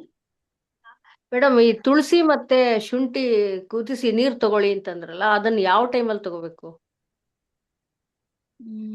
ಅದನ್ನ ನೀವು ಎನಿ ಟೈಮಾ? ಸಾಯಂಕಾಲನೂ ತಗೋಬಹುದು? ಸಾಯಂಕಾಲ ತಗೋಬಹುದು, ಅಥವಾ ನಿಮ್ಗೆ ಹರ್ಬಲ್ ಟೀ ಮುಖಾಂತರ ತಗೊಳ್ಳಿ. ನೀವು ಹೇಗೆ ನಿಮ್ಗೆ ಟೀ ಕುಡಿಬೇಕು ಅನ್ಸುತ್ತೆ ನೋಡಿ, ಟೀ ಕುಡಿಬೇಕು ಅನ್ಸುತ್ತಲ್ಲ, ಅವಾಗ ಇದನ್ನೇ ತಗೊಳ್ಳಿ. ನಿಮ್ಗೆ ರುಚಿಗೆ ಸ್ವಲ್ಪ ಬೆಲ್ಲ ಹಾಕಿ ಅದ್ರಲ್ಲಿ. ಬೆಲ್ಲ ಅಂದ್ರೆ ಆಯುರ್ವೇದಿಕ್ ಬೆಲ್ಲ ಇರ್ಬೇಕು, ಕೆಮಿಕಲ್ ಯುಕ್ತ ಬೆಲ್ಲ ತೆಗೆದುಕೊಳ್ಬೇಕು. ನೀವು ಟೀ ಬದಲಾಗಿ ಇವುಗಳನ್ನೇ, ಈ ತರ ಹರ್ಬಲ್ ಟೀಗಳನ್ನೇ ತೆಗೆದುಕೊಂಡ್ರೆ ನಿಮ್ಗೆ ತುಂಬಾ ಒಳ್ಳೇದು. ಅಂದ್ರೆ ಬಾಡಿನಲ್ಲಿ ಇನ್ಫ್ಲಮೇಷನ್ ಕಡಿಮೆ ಆಗ್ತದೆ. ಈಗ ಹಾಲೆಲ್ಲ ಹಾಕಿ ನಾವು ಟೀಗಳನ್ನೆಲ್ಲ ನಾರ್ಮಲ್ ಆಗಿ ಯೂಸ್ ಮಾಡ್ತೀವಲ್ಲ, ಹಾಲಿಂದ ಏನಾಗುತ್ತೆ ಗೊತ್ತಾ, ಇನ್ಫ್ಲಮೇಷನ್ ಜಾಸ್ತಿ ಆಗುತ್ತೆ. ಎಸ್ಪೆಷಲಿ ಸ್ವಲ್ಪ ಏಜ್ ಜಾಸ್ತಿ ಇದ್ದವರು, 40 ಎಲ್ಲ ಕ್ರಾಸ್ ಆದವರು ಹಾಲನ್ನ ಕಡಿಮೆ ಮಾಡ್ಬೇಕು. ಹಾಲಿಂದ ಇನ್ಫ್ಲಮೇಷನ್ ಜಾಸ್ತಿ ಆಗುತ್ತೆ. ಆಯ್ತಾ? ಈಗ ನೀವು ಇದು ಸಾಯಂಕಾಲ ಇದು ಹಾಲು ತಗೊಳ್ಳಿ ಅಂತಂದ್ರಲ್ಲ, ಒಳ್ಳೆ ಹಾಲು ಜೊತೆಗೆ ಅರಿಶಿನ ಮತ್ತೆ ಬೆಲ್ಲ, ಮೆಣಸು ಮತ್ತೆ ತುಪ್ಪ ಹಾಕಿ ತಗೊಳ್ಳಿದ್ರಿ. ಅದ್ರ ಬದಲಿಗೆ ಹಾಲು ಸಿಕ್ಕದೆ ಇದ್ರೆ ನಾವು ಈ ಬಾದಾಮಿ ಪೌಡರ್ ಮಾಡ್ಕೊಂಡು ಅದಕ್ಕೆ ಬಿಸಿನೀರ್ ಹಾಕೊಂಡು ಈ ತರ ಮಾಡ್ಕೋಬೋದಾ? ಬಾದಾಮಿ ಏನ್ ಮಾಡಿ ಅಂದ್ರೆ, ಒಂದ್ 4-5 ಬಾದಾಮ್ ತಗೊಳ್ಳಿ, ಅದನ್ನ ನೆನೆಸಿ ಅದನ್ನ ರುಬ್ಬಿ, ಆಮೇಲೆ ಅದನ್ನ ಸೋಯಿಸಿ, ಅದು ಬಾದಾಮಿ ಹಾಲಾಗುತ್ತೆ. ಅದಕ್ಕೆ ಅಲ್ಲ, ತಣ್ಣನೆ ಕುಡಿಬೋದು ಅಥವಾ ಬಿಸಿ ಮಾಡ್ಕೋಬೇಕು ಅದನ್ನ? ಅದು ಏನ್ ಬೇಡ, ಕುದಿಸೋದೇನ್ ಬೇಡ, ಡೈರೆಕ್ಟ್ ಆಗಿ ಅದರಲ್ಲಿ ಹಾಕಿ ಅದಕ್ಕೆ ಒಂಚೂರು ಅರಿಶಿನ ಹಾಕೊಂಡು ಇದ್ ಮಾಡ್ಬೋದಾ? ಅರಿಶಿನ ಮತ್ತೆ ಮೆಣಸು ಮತ್ತೆ ಬೆಲ್ಲ, ಮತ್ತೆ ಸ್ವಲ್ಪ ಫಸ್ಟ್ ಇದು ಸ್ವಲ್ಪ ತುಪ್ಪ, ಅರ್ಧ ಟೀ ಸ್ಪೂನ್ ತುಪ್ಪ, ಮತ್ತೆ ಬ್ಲಾಕ್ ಪೆಪ್ಪರ್ ಅಂದ್ರೆ ಕರಿಮೆಣಸಿನ ಪುಡಿ ಸ್ವಲ್ಪ, ಆಮೇಲೆ ಟರ್ಮರಿಕ್ ಒಂಚೂರು ಅರ್ಧ ಟೀ ಸ್ಪೂನ್, ಆಮೇಲೆ ಸ್ವಲ್ಪ ಟೇಸ್ಟ್ಗೆ ಬೆಲ್ಲಿನ ಪೌಡರ್, ಅದನ್ನ ಹಾಕಿ. ಈಗ ತುಪ್ಪ ಅದಕ್ಕೆ ಹಾಕಿದ್ರೆ ತುಪ್ಪ ಕರಗುಲ್ವಲ್ಲ ಮೇಡಮ್, ಬಿಸಿ ಇಲ್ಲ ಅಂದ್ರೆ? ಪರವಾಗಿಲ್ಲ, ನೀವು ತುಪ್ಪನ ಕರಗಿಸಿ. ಆಯ್ತು, ಓಕೆ, ಥ್ಯಾಂಕ್ ಯು. ಅಥವಾ ನೀವು ಏನೂ ಇಲ್ಲ ಅಂದ್ರೆ ನೀರಲ್ಲೂ ಕೂಡ ಇದನ್ನ ಮಾಡ್ಕೋಬಹುದು, ಬಿಸಿ ಅಂದ್ರೆ ವಾರ್ಮ್ ವಾಟರ್ ಅಲ್ಲೂ ಕೂಡ ಇದನ್ನ ಮಾಡ್ಬೋದು, ಮಲ್ಗೋಕ್ ಮುಂಚೆ. ಇದನ್ನ ಮಾತ್ರ ನಾವು ರಾತ್ರಿ ತಗೋಬೇಕು. ನಿಮ್ಗೆ ಜಾಯಿಂಟ್ ಪೇನ್ ಅದು ಏನಾದ್ರು ಇದ್ರೆ ಕೂಡ ಕಡಿಮೆ ಆಗುತ್ತೆ. ಹಾ ಹಾ ಹಾ ಹಾ ರಾತ್ರಿ. Okay, thank you. Open speaker ಇದೆ. ಏನಾದ್ರು ಡೌಟ್ ಇದೆಯಾ? ಇದು ವಿಡಿಯೋ ಆಫ್ ಮಾಡ್ರಿ. ಹಾ ಕೆಳಗಡೆ ಅಲ್ಲಿ ಇಲ್ಲಿ ಟಚ್ ಮಾಡ್ರಿ. ಇದು ವಿಡಿಯೋ ಆಫ್ ಮಾಡ್ರಿ. ಈ ವಿಡಿಯೋ ಆಫ್ ಮಾಡ್ರಿ. ಹಲೋ ಮ್ಯಾಮ್, ನಮಸ್ತೆ. ನಮಸ್ತೆ. Hello ma'am. ಹೇಳಿ ಶ್ರೀಲಕ್ಷ್ಮಿ ಅವರೇ, ಹೇಳಿ. ಮ್ಯಾಮ್, ಅದು ನೀವು ಮತ್ತೆ ಹೇಳಿದ ಕ್ಲಾಸ್ ತುಂಬಾ ಚೆನ್ನಾಗಿತ್ತು ಮ್ಯಾಮ್. ಈಗ ಇನ್ಫಾರ್ಮೇಶನ್ ಇರ್ಲಿ ನಾವು ವಾರಕ್ಕೆ 15 ದಿನಕ್ಕೆ ಈ ತರ ನೀವು ಹೇಳಿದವನ್ನ ಸ್ವಲ್ಪ ಇದ್ ಮಾಡ್ತಾ ಇದ್ರೆ ಸೊ ವಿ ಕ್ಯಾನ್ ಅವಾಯ್ಡ್ ಅಲ್ವಾ ಅಂತ ನನಗೆ ಅನ್ಸ್ತಾ ಇದೆ ಮ್ಯಾಮ್. ಅಂದ್ರೆ ಇದ್ದಾಗೆ ಮಾಡಕ್ಕಿಂತ ಮುಂಚೆ ಪ್ರಿಕಾಕ್ಷನ್ ಲೆವೆಲ್ ಒಳಗೆ ಒಂದೊಂದ್ಸಲ ನಮಗೆ ತಿಳಿದಾಗೆಲ್ಲ ಈ ತರ ಡ್ರಿಂಕ್ಸ್ ತಗೊಳ್ತಾ ಇದ್ರೆ ಇಟ್ ವಿಲ್ ಬಿ ಹೆಲ್ಪ್ಫುಲ್ ಮಾ. ಹೌದು, ನಾನು ಅದ್ ಕೇಳೋದಲ್ವಾ ನಿಮ್ಗೆ ಮುಂದೆ ಏನೋ ಆಗ್ಬಾರ್ದು, ಇವಾಗಿಂದ ನೀವು ಸ್ಟಾರ್ಟ್ ಮಾಡ್ಬೇಕು ಅಂದ್ರೆ ನಾನು ಹೋಲಿಸ್ಟಿಕ್ ಹೆಲ್ತ್ ಅದಕ್ಕೆ ಯೂಸ್ ಮಾಡ್ತೀನಿ. ನೀವು ಇದು ಬೆಳ್ಳುಳ್ಳಿದು ಹೇಳಿದ್ರಲ್ಲ, ಈಗ ಇದು ಜಾಸ್ತಿ ಇದು ಕೊಲೆಸ್ಟ್ರಾಲ್ ಇದ್ದವ್ರು ಅಷ್ಟೇ ತಿನ್ಬೇಕು ಅನ್ನೋದಿಲ್ಲ. ಮುಂಚೆನೆ ಒಂದೊಂದು ತಿನ್ಕೊಂತ ಇದ್ರೆ ಮುಂದೆ ಬರ ತಡಿತೀವಿ ಅಂತೀವಲ್ಲ. ಸೊ ಈಗ ನೀವು ಹೇಳಿದ ಇದನ್ನ ನಾವು ಅವಾಗ ಸ್ವಲ್ಪ ತಗೊಂಡ್ರೆ ವಿ ವಿಲ್ ಬಿ ಇರ್ಲಿ, ಬಟ್ ಅದು ಬ್ಯಾಲೆನ್ಸ್ಡ್ ಆಗುತ್ತಲ್ವಾ ಅಂತ. ಹೌದು, ಬ್ಲಡ್ ಥಿನ್ನಿಂಗ್ ಕೆಲಸ ಮಾಡುತ್ತೆ ಅದು. ಈಗ ಕೂತ್ಕೊಂಡೇ ಇರ್ತಾರೆ, ಯಾರಿಗೂ ಕೆಲಸ ಮಾಡಕ್ ಆಗಲ್ಲ ಅವ್ರಿಗೆ ಸ್ವಲ್ಪ ಏಜ್ ಆದ್ಮೇಲೆ. ಸೊ ಅವ್ರಿಗೆ ಇನ್ನೂ ಏನು ತೊಂದರೆ ಇಲ್ಲ ಅಂತಂದ್ರೆ ಇವಾಗಿಂದ ತಗೊಂಡ್ರೆ ಬೆಟರ್. ಅದು ಬ್ಲಡ್ ಥಿನ್ನಿಂಗ್ ಕೆಲಸ ಮಾಡ್ತಾ ಇದೆ. ಈಗ ನೋಡಿ, ನಾವು ಆಕ್ಟಿವ್ ಆಗಿದ್ರೆ, ತುಂಬಾ ಕೆಲಸ ಎಲ್ಲ ಮಾಡ್ತಾ ಇದ್ರೆ ಬ್ಲಡ್ ಸರ್ಕ್ಯುಲೇಷನ್ ಚೆನ್ನಾಗಿರುತ್ತೆ. ಬಟ್ ಕೂತ್ಕೊಂಡೇ ಇರ್ತಾರೆ, ಕೆಲಸ ಮಾಡಲ್ಲ ಸರಿಯಾಗಿ, ಅವರು ತಗೊಳ್ಳೇಬೇಕು. ಎಲ್ರು ತಗೊಳ್ಳೇಬೇಕು, ಏನೂ ಆಗಲ್ಲ, ಏನು ತೊಂದ್ರೆ ಏನೂ ಆಗಲ್ಲ ಯಾರು ತಗೊಂಡ್ರು. ಥ್ಯಾಂಕ್ ಯು ಮ್ಯಾಮ್, ತುಂಬಾ ಇನ್ಫಾರ್ಮೇಟಿವ್ ಇತ್ತು ಕ್ಲಾಸ್, ಚೆನ್ನಾಗಿತ್ತು. Thank you ma'am. ಊಟದಲ್ಲಿ ಯೂಸ್ ಮಾಡ್ತೀವಲ್ಲ ಮ್ಯಾಮ್, ಇವಾಗ ಚಟ್ನಿಗೆಲ್ಲ ಯೂಸ್ ಮಾಡ್ತೀವಲ್ವಾ ಬೆಳ್ಳುಳ್ಳಿ, ಸೊ ಅದು ಆಗಲ್ವಾ?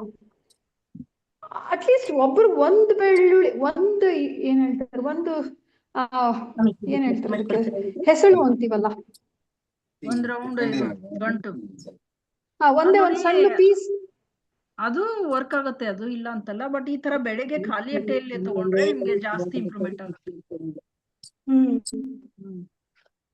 ಅಲ್ಲಿ ಸಾಂಬಾರಲ್ಲೆಲ್ಲ ಹಾಕಿ ಮಾಡ್ತೀವಿ, ಅದು ಚಟ್ನಿನಲ್ಲಿ ಎದ್ರೆಲ್ಲಾದ್ರೂ ಹಾಕ್ತಿವಿ ಬೆಳೆ, ಅದು ಕೂಡ ಒಳ್ಳೇದೇ. ಬಟ್ ಅದು ಶೇರಿಂಗ್ ಒಂದ್ ಬೆಳೆಯಲ್ಲಿ ಹಾಕಿದ್ರು ಅದು ಎಷ್ಟು ಜನ ನೀವು ಅದು ವರ್ಕ್ ಆಗುತ್ತೆ, ಇಲ್ಲ ಅಂತಲ್ಲ. ಬಟ್ ನೀವು ಖಾಲಿ ಹೊಟ್ಟೆನಲ್ಲಿ ಇದು ಫುಡ್ ಅಂದ್ರೆ ಏನ್ ಹೇಳಿ, ಯಾವಾಗ ಎಷ್ಟು ಯಾವ ರೀತಿ ತಗೋಬೇಕು ಅನ್ನೋದು ಇಂಪಾರ್ಟೆಂಟ್ ಇರುತ್ತೆ.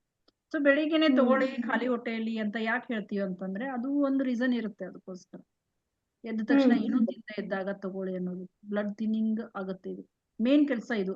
ಮತ್ತೆ ಇದು ಆಂಟಿ ಇನ್ಫ್ಲಮೇಟರಿ ಕೂಡ ಬೆಳ್ಳುಳ್ಳಿ. ಸೊ ಅದಕ್ಕೋಸ್ಕರ ಇದನ್ನ ಖಾಲಿ ಹೊಟ್ಟೆನಲ್ಲಿ ಬೆಳಿಗ್ಗೆ ಎದ್ದ ತಕ್ಷಣ ತಗೊಳ್ಳಿ ಅಂತ ಹೇಳಿ. ತುಂಬಾ ಖಾರ ಅನ್ಸಿದ್ರೆ ಸ್ವಲ್ಪ ಅದರಲ್ಲಿ ಜೇನುತುಪ್ಪ ಮಿಕ್ಸ್ ಮಾಡಿ ತಗೊಳ್ಳಿ. ಗಟ್ಟೆ ಹೆಲ್ತ್ಗೂ ಒಳ್ಳೇದದು. ಜೇನುತುಪ್ಪಲ್ಲಿ ಒಂದ್ 2-3 ದಿನ ಬೆಳ್ಳುಳ್ಳಿ ಹಾಕ್ಬಿಟ್ಟು ತಿಂತಾರೆ ಕೆಲವೊಬ್ರು.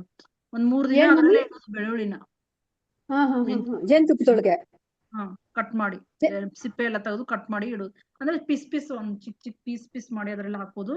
3-4 ದಿನ ಅದು ಗಟ್ಟಿಗೆ ತುಂಬಾ ಒಳ್ಳೇದು. ಯಾವ್ದು, ಜೇನುತುಪ್ಪದಲ್ಲ ಅಥವಾ ತುಪ್ಪದಲ್ಲ ಮ್ಯಾಮ್? ಜೇನುತುಪ್ಪದಲ್ಲ.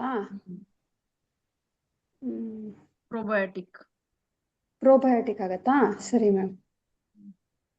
ಓಕೆ ಫ್ರೆಂಡ್ಸ್, ಹೇಗಿತ್ತು ಕ್ಲಾಸ್? ಚೆನ್ನಾಗಿತ್ತು ಮ್ಯಾಮ್, ಇವತ್ತು ಎಷ್ಟೊಂದು ಚೆನ್ನಾಗಿತ್ತು. ನನಗೆ ನೆಟ್ವರ್ಕ್ ಇಶ್ಯೂ ಆಗಿ ಹೋಗಿ ಬರೋದು ಮಿಸ್ ಆಯ್ತು ನನಗೆ. ಬಟ್ ತುಂಬಾ ಒಳ್ಳೆ ಇನ್ಫಾರ್ಮೇಶನ್. ಅದೇ ಪ್ರಾಬ್ಲಮ್ ಇತ್ತು, ನೆಟ್ವರ್ಕ್ ಸರಿಯಾಗಿ ಬರ್ತಾ ಇಲ್ಲ. ಯಾಕೋ ಈ ನೆಟ್ವರ್ಕ್ ಸರಿ ಇಲ್ಲ ಮ್ಯಾಮ್, ಈ ನಡುವೆ ತುಂಬಾ ಪ್ರಾಬ್ಲಮ್ ಆಗ್ತದೆ. ನಾನು ಬೇಗನೆ ಕುಳಿತುಕೊಂಡಿದ್ದೆ, 10:30ಗೆ ಸ್ಟಾರ್ಟ್ ಮಾಡಿದ್ದೆ. ಅವಾಗಿಂದ ನಂದು ಲೋಡಿಂಗ್ ಆಗ್ತಾನೆ ಇದೆ ಅದು. ಟೈಮಲ್ಲಿ ಏನು ತೊಂದರೆ ಆಗ್ಬಾರ್ದು ಅಂತ ನಾನು ಇದ್ ಮಾಡಿದೆ. ರೆಕಾರ್ಡಿಂಗ್ ಇದೆಯಲ್ಲ ಮ್ಯಾಮ್, ಶೇರ್ ಮಾಡಿ ಮ್ಯಾಮ್, ರೆಕಾರ್ಡಿಂಗ್ ಇದೆ, ಕೇಳಿಸ್ಕೊತೀನಿ. Thank you ma'am, thank you so much. ತುಂಬಾ ಚೆನ್ನಾಗಿತ್ತು ma'am class. Hello madam. Hello, ಹೇಳಿ ಕೃಷ್ಣ. ಹೌದು ಮೇಡಮ್, ನಮಸ್ತೆ ಮೇಡಮ್. ನಮಸ್ತೆ ಮೇಡಮ್, ಇದು ನ್ಯೂಟ್ರಿಷನ್ ಫುಡ್ ತಗೊಳ್ತೀರಾ ಅಂತ ಒಬ್ರು ಕೇಳ್ತಾ ಇದಾರೆ ನನಗೆ, ಯಾವ್ದೋ ಕ್ಲಬ್, ನ್ಯೂಟ್ರಿಷನ್ ಕ್ಲಬ್ ಇಂದ. ಅದೇ ತಗೋಬೋದಾ ನಾವು? ಏನು ಅರ್ಥ ಆಗ್ಲಿಲ್ಲ. ನ್ಯೂಟ್ರಿಷನ್ ಕ್ಲಬ್ ಇಂದ ಬೆಂಗಳೂರು ಅವ್ರ ನಮ್ಮ ಫ್ರೆಂಡ್ ಒಬ್ರು ನ್ಯೂಟ್ರಿಷನ್ ಫುಡ್ ತಗೊಳ್ತೀರಾ ಅಂತ ಕೇಳ್ತಾ ಇದಾರೆ. ಅದು ಏನ್ ಮಾಡೋದು ಅಂತ ಗೊತ್ತಾಗ್ತಿಲ್ಲ. ಅದು ನ್ಯೂಟ್ರಿಷನ್ ಫುಡ್ ಅಂದ್ರೆ ಏನು ಅಂತ ಅದ್ರ ಬಗ್ಗೆ ಏನ್ ಗೊತ್ತಾಗ್ತಾರೆ ಏನು ಅಂತ. ಅದು ನ್ಯೂಟ್ರಿಷನ್ ಫುಡ್ ಅಂದ್ರೆ ಅದರಲ್ಲಿ ಪೋಷಕಾಂಶಗಳು ಇರೋ ಫುಡ್. ಅವರೇ ಏನಾದ್ರು ರೆಡಿ ಮಾಡ್ಕೊಡ್ತಾರಾ? ಅದ್ರ ಬಗ್ಗೆ ನಿನ್ನೂ ಅಷ್ಟು ಐಡಿಯಾ ಇಲ್ಲ ಏನು ಅಂತ ಅದು. ನ್ಯೂಟ್ರಿಷನ್ ಫುಡ್ ಅಂದ್ರೆ ಏನ್ ಹೇಳಿ, ಪೋಷಕಾಂಶಗಳು ಹೆಚ್ಚಾಗಿರೋ ಆಹಾರ ಅಂತ. ಸೊ ಹಾ ಅವರು ಅವ್ರಾಗೆ ಏನಾದ್ರು ರೆಡಿ ಈಗ ನಾವು ಡೈಲಿ ಊಟ ಮಾಡೋದ್ರಲ್ಲಿ ಪೋಷಕಾಂಶಗಳು ಜಾಸ್ತಿ ಇರಲ್ಲ. ಹಾ ಅದಕ್ಕೆ ಬೇರೆ ಬೇರೆ ಮಾಡ್ತಾ ಇರ್ತಾರೆ ಕೆಲವೊಬ್ರು, ಕಾಳಿದ್ದು ಎಲ್ಲ ಅದ್ ಪೌಡರ್ ಮಾಡಿ ಸೇಲ್ ಮಾಡ್ತಾ ಇರ್ತಾರೆ. ಆತರ ಏನಾದ್ರು ಕೇಳ್ತಾ ಇದೀರಾ? ಅರ್ಥ ಆಗ್ಲಿಲ್ಲ ನಮ್ಗೆ. ಇಲ್ಲ, ಅವರು ಎಲ್ಲದಕ್ಕೂ ಒಂದೇ ಅಂತಾರೆ. ಈಗ ವೆಯ್ಟ್ ಕಡಿಮೆ ಮಾಡೋದಕ್ಕೂ ಅದೇನೆ, ಎಲ್ಲದಕ್ಕೂ ಈಗ ನಮ್ ಬೇರೆ ಪ್ರಾಬ್ಲಮ್ ಇದ್ರು ಇಂಡೈಜೆಷನ್ ಈ ಮತ್ತೆ ನಿದ್ದೆ ಬರದೇ ಇರೋದಕ್ಕೆ ಎಲ್ಲದಕ್ಕೂ ಒಂದೇ ಅದು ಅಂತ ಹೇಳ್ತಾ ಇದಾರೆ. ಎಲ್ಲದಕ್ಕೂ ಅದೇ ತಗೋಬೇಕು ಅಂತ. ಚೆನ್ನಾಗಿದ್ರೆ ಅದ್ರಲ್ಲಿ ಏನು ಕೆಮಿಕಲ್ಸ್ ಇಲ್ಲದೆ ಇದ್ರೆ, ಅಥವಾ ಅದು ಆ ಅದು ಕೆಲವೊಬ್ರು ಅದ್ರಲ್ಲಿ ಏನು ಇಂಗ್ರೀಡಿಯೆಂಟ್ ಹಾಕಿದ್ದಾರೆ ನೋಡಿ, ಕೆಮಿಕಲ್ಸ್ ಯಾವ್ದು ಹಾ ಇಲ್ಲದೆ ಇದ್ರೆ, ಪ್ಲಾಂಟ್ ಬೇಸ್ಡ್ ಇದ್ರೆ, ಅಂದ್ರೆ ಸಸ್ಯ ಜನಕ ಇದ್ರೆ ತಗೊಳ್ಳಿ, ಹಾ ಪರವಾಗಿಲ್ಲ, ಏನ್ ತೊಂದ್ರೆ ಇಲ್ಲ, ತಗೋಬಹುದು. ಯಾವ್ದು ಸಸ್ಯಜನಕ ಇದ್ರೆ ಸರಿ ಸರಿ ಸರಿ. ಅಂದ್ರೆ ಪ್ಲಾಂಟ್ ಬೇಸ್ಡ್ ಇದ್ರೆ ತಗೊಳ್ಳಿ, ಏನಾಗಲ್ಲ. ಹಾ ಅನಿಮಲ್ ಬೇಸ್ಡ್ ಅಂದ್ರೆ ಕೆಲವೊಂದು ಅನಿಮಲ್ ಪ್ರಾಡಕ್ಟ್ ಹಾಕಿರ್ತಾರಲ್ಲ, ಅಂತವ್ ಹಾ ತಗೋಬಹುದು. ಓ ಸರಿ ಸರಿ ಸರಿ ಸರಿ ಮೇಡಮ್. ಹ್ಮ್. ಮತ್ತೆ ಮೇಡಮ್, ಟೀ ನನಗೆ ಅಭ್ಯಾಸ ಇರೋದ್ರಿಂದ ನಾವು ಟೀ ಜೊತೆ ಇದನ್ನ ಹಾಕೊಂಡು ಕುಡಿಬೋದಲ್ಲ? ತುಳಸಿ ಮತ್ತೆ ನಾರ್ಮಲ್ ಆಗಿ ತುಳಸಿ, ಶುಂಠಿ ಮತ್ತೆ ಇಲ್ಲ ಕುಡಿಬಹುದು, ಆದ್ರೆ ಹಾ ಆದಷ್ಟು ಕಡಿಮೆ ಮಾಡಿ ಅಂತ ನಾನು ಸಜೆಸ್ಟ್ ಮಾಡೋದು. This all are herbal teas only. ಅಂದ್ರೆ ಹಾ ನಿಮ್ಗೆ ಟೀನ ಡಿಪೆಂಡೆನ್ಸಿ, ಈಗ ಟೀ ಮೇಲೆ ಹೆಂಗ್ ಡಿಪೆಂಡ್ ಆಗಿದೆಯಲ್ಲ, ಹಾ ಅದು ಒಳ್ಳೇದಲ್ಲ ಅಂತ. ಟೀ ಮೇಲೆ ಡಿಪೆಂಡ್ ಆಗಿರ್ಬೋದು. ಈ ಹರ್ಬಲ್ ಟೀ ನಿಮ್ಗೆ ಮೆಡಿಸಿನ್ ಇದ್ದಂಗೆ, ನಿಮ್ಗೆ ಟೀ ಕುಡ್ದಂಗೂ ಆಗುತ್ತೆ, ಮತ್ತೆ ನಿಮ್ಗೆ ಒಂಥರ ಮೆಡಿಸಿನ್, ಬಾಡಿನಲ್ಲಿರೋ ಇನ್ಫ್ಲಮೇಷನ್ ಕಡಿಮೆ ಮಾಡುತ್ತದೆ. ಅದಕ್ಕೋಸ್ಕರ ಈ ತರ ಹರ್ಬಲ್ ಟೀಗಳನ್ನ ನಾನು ಹೆಚ್ಚಾಗಿ ಎಲ್ಲರಿಗೂ ಕುಡಿತಾ ಇರಿ, ಕಡಿಮೆ ಮಾಡುತ್ತೆ. ನಾವು ಹೊರಗಡೆ ಹರ್ಬಲ್ ಟೀ ತಗೊಂಡ್ರೆ ಅದಂಗ ಲೀಫ್ ಇರಲ್ಲ ಅದರಲ್ಲಿ ಯಾವ್ದೇ. ನಾನು ಹರ್ಬಲ್ ಟೀ ಜೊತೆ ಬೇರೆ ಎಲ್ಲ ಮಿಕ್ಸ್ ಮಾಡಿರ್ತಾರೆ ಅನ್ಕೊಂಡಿದ್ದೆ ನಾನು ಅದಕ್ಕೆ. ಇಲ್ಲ, ನೀವು ಮನೆಯಲ್ಲೇ ಈ ತರ ನಾ ಹೇಳಿದ್ನಲ್ಲ, ಆ ತರ ಮಾಡಿ ಕುಡೀರಿ. ಕೆಲವೊಂದು ಹಾ ಹರ್ಬಲ್ ಟೀಗಳು ಇದಾವೆ ಮಾರ್ಕೆಟ್ ಅಲ್ಲಿ, ಒಳ್ಳೆವ್ ಹಾ ಇದಾವೆ, ಆತರ ಏನಿಲ್ಲ. ನೀವು ಅದ್ರಲ್ಲಿ ಏನ್ ಹಾಕಿದ್ದಾರೆ ಹಿಂದೆ ಬರ್ದಿರ್ತಾರೆ ನೋಡಿ, ಅದ್ರಲ್ಲಿ ಏನೇನ್ ಹಾಕಿದ್ದಾರೆ ಅಂತ, ಅದನ್ನ ಹಾ ನೋಡ್ಬಿಟ್ಟು ಅದನ್ನ ಪರ್ಚೇಸ್ ಮಾಡೋದು ಒಳ್ಳೇದು. ಕೆಲವ್ರು ಮಾಡ್ಕೊಳಕ್ ಆಗಲ್ಲ, ಡೈರೆಕ್ಟ್ ಏನ್ ಮಾಡ್ತಾರೆ, ಅವ್ರು ತಂದ್ಬಿಟ್ಟು ಕುದಿಸ್ಬಿಟ್ಟು ಕುಡಿತಾರೆ. ಹಾ ಸಕ್ಕರೆ ಯಾವ್ದು ಹಾಕೋದಿಲ್ಲ. ಒನ್ ಟೈಮ್ ಆದ್ರೂ ಸಕ್ಕರೆ ಹಾಕಲ್ದನ್ ಕುಡೀರಿ. ನಿಮ್ಗೆ ಈ ಟೀನ ಬಿಡಕ್ಕಾಗಿಲ್ಲ ಅಂದ್ರು ಒನ್ ಟೈಮ್ ಅದನ್ನ ಮಾಡಿ, ಒನ್ ಟೈಮ್ ಇದನ್ ಮಾಡಿ, ಆಮೇಲೆ ಸ್ಲೋಲಿ ಬಿಡ್ತಾ ಬನ್ನಿ. ಕೆಲವೊಬ್ರಿಗೆ ಸರಿಯಾಗಿ ಹಸು ಆಗಲ್ಲ ಬೆಳಿಗ್ಗೆ ಎದ್ದ ತಕ್ಷಣ ಟೀ ಕುಡಿದ್ರೆ. ಹಾ 11 ಗಂಟೆ ಆದ್ರೂ ತಿಂಡಿ ತಿಂದಿರಲ್ಲ ಅವರು, ಅಥವಾ ತಿಂಡಿನೇ ಸ್ಕಿಪ್ ಮಾಡ್ತಾರೆ. ಯಾಕೆ ಹೇಳಿ, ಮೇನ್ ಅವರು ಎದ್ದ ತಕ್ಷಣ ಟೀ ಕುಡಿತಾರೆ ನೋಡಿ, ಯಾವ ತರ ಆಗುತ್ತೆ ಆತರ.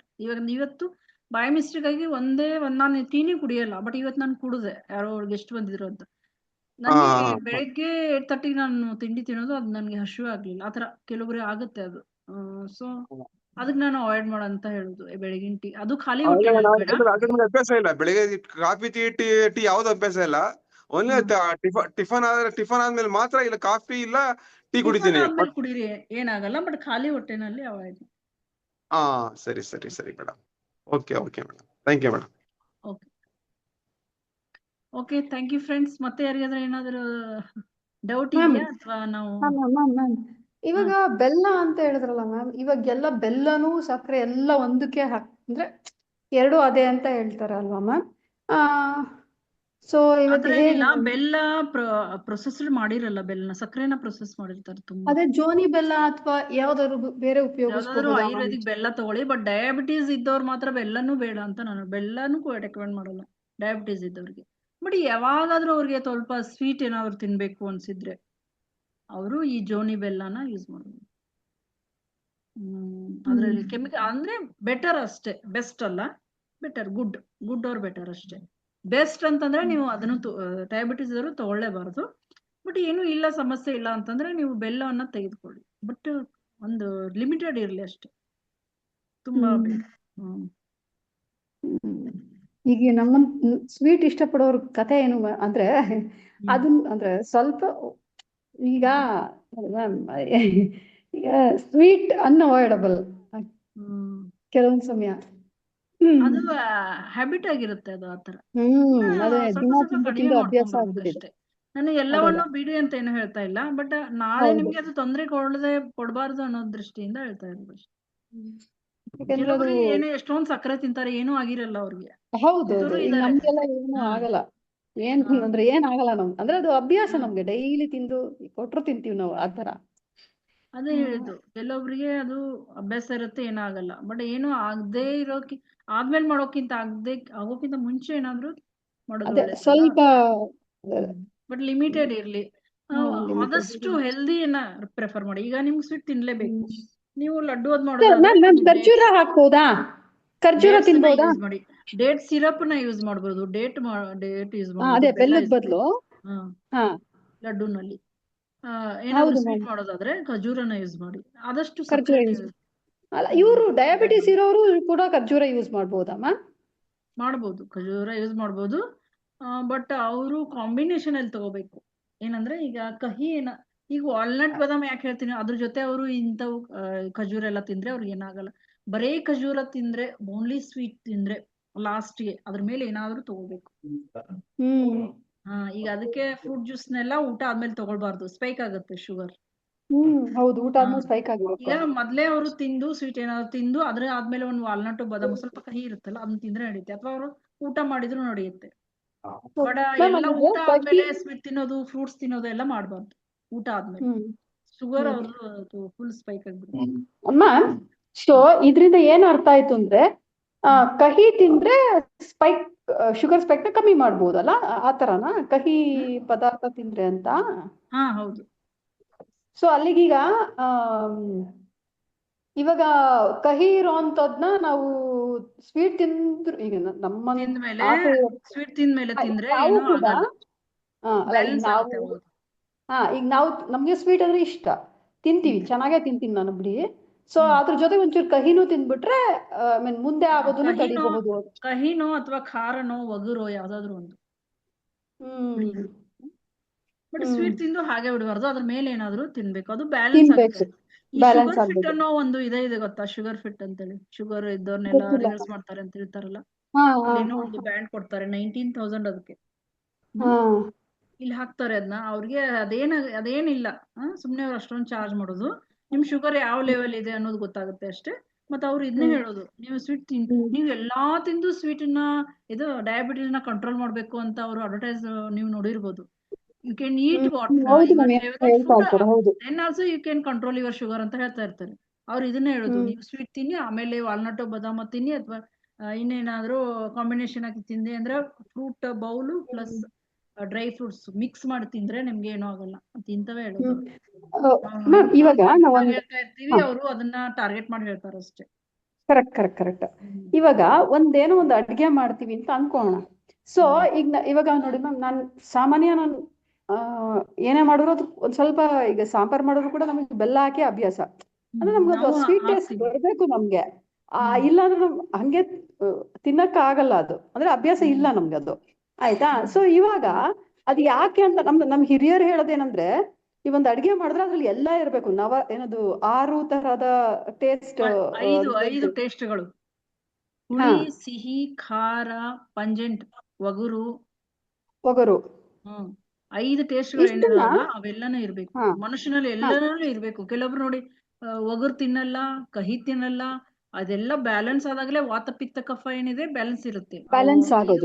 5 ಟೇಸ್ಟ್ಗಳು ಸಮವಾಗಿದ್ದಾಗಲೇ ನಮ್ಮ ವಾತಪಿತ್ತ ಕೂಡ ಬ್ಯಾಲೆನ್ಸ್ ಆಗುತ್ತೆ. ಅರ್ಥ ಆಯ್ತು. ಒಂದೊಂದು ಟೇಸ್ಟ್ ಒಂದೊಂದು ಪ್ರಕೃತಿಗೆ, ಅಂದ್ರೆ ಒಂದೊಂದು ಇದಕ್ಕೆ ಎಲ್ಲರಲ್ಲೂ 3 ಇದಾವೆ, ವಾತಪಿತ್ತ ಕಫ. ನನ್ನಲ್ಲೂ ಇದೆ, ನಿಮ್ಮಲ್ಲೂ, ಎಲ್ಲರಲ್ಲೂ ಇದೆ. ಬಟ್ ಆ ಒಂದು ನೀವು ಕಡಿಮೆ ತಿಂದಾಗ, 5 ಟೇಸ್ಟ್ ಅಲ್ಲಿ ಯಾವ್ದಾದ್ರು ಕಡಿಮೆ ಇದ್ದಾಗ ನಿಮ್ಗೆ ವಾತ ಜಾಸ್ತಿ ಆಗಿರುತ್ತೆ. ವಾತದ ಪಕ್ಕದ ಸ್ವಲ್ಪ ಜಾಸ್ತಿ, ನೀವು ವಾತ ಬಾಡಿ ಅಂತ ಕರಿತೀವಿ ನಿಮ್ನ.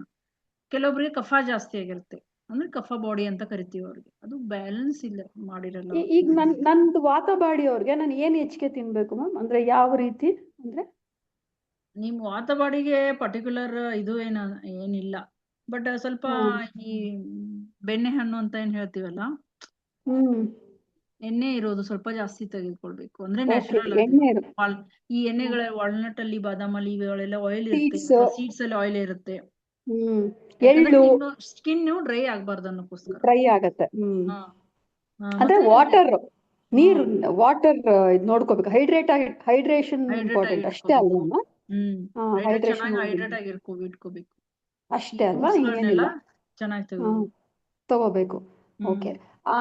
ಅಲ್ಲಿಗೆ ಮ್ಯಾಮ್, ನಾವು ಅಡ್ಗೆ ಮಾಡ್ಬೇಕಾದ್ರೆ ಇದನ್ನ ಗಮನಿಸ್ಕೊಂಡ್ಬಿಟ್ರೆ, 5 ರುಚಿಗಳನ್ನ ನಾವು ಗಮನಿಸ್ಕೊಂಡ್ಬಿಟ್ರೆ ಸೊ ನಮ್ಗೆ ಬೇರೆದ್ರ ಬಗ್ಗೆ ಆಲೋಚನೆ ಅಂದ್ರೆ ಬೇರೆ ಚಿಂತೆ ಬೇಡ ಅಲ್ವಾ ಮ್ಯಾಮ್? ಅದ್ ಏನಾದ್ರು ಹಾಕೊಂಡ್ ಹೋಗ್ಲಿ. ಹೌದು. ಈ ಡೈಲಿ ಯಾವ್ದೋ ಒಂದ್ ರೀತಿಲೇ ಅದು ನಮ್ಮ ಶರೀರದಲ್ಲಿ ಇರ್ಬೇಕು. ಇರ್ಬೇಕು. ಈಗ ಸೊ ಹಿರಿಯರು ಮಾಡಿರ್ತಾರಲ್ಲ, ನೀವು ವರ್ಷಕ್ಕೊಂದ್ಸರನೇ ಬೆಲ್ಲ ಮತ್ತೆ ಬೇವು ತಿನ್ನು ಅಂತ, ಅದು ಸುಮ್ನೆ ಮಾಡಿರಲ್ಲ.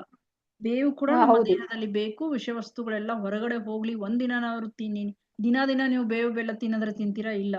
ನೀವು ಯಾವತ್ತಾದ್ರೂ ಒಂದಿನಾದ್ರೂ ತಿನ್ನಿ ಅನ್ನೋದಕ್ಕೋಸ್ಕರನೇ ಆ ಫುಡ್ ಮತ್ತೆ ಈ ಹಬ್ಬಗಳಿಗೆ ತುಂಬಾ ಕನೆಕ್ಷನ್ ಇದೆ. ಫುಡ್, ಕನೆಕ್ಷನ್ ಇದೆ. ಹಬ್ಬ ಮತ್ತೆ ನಮ್ಮ ದೇಹ ಮತ್ತೆ ರೋಗಗಳಿಗೆ ತುಂಬಾ ಕನೆಕ್ಷನ್ ಇದೆ. ಎಲ್ಲದಕ್ಕೂ ಪ್ರತಿಯೊಂದಕ್ಕೂ ಅದರದೇ ಆದ ಒಂದು ಮಹತ್ವ ಇದೆ.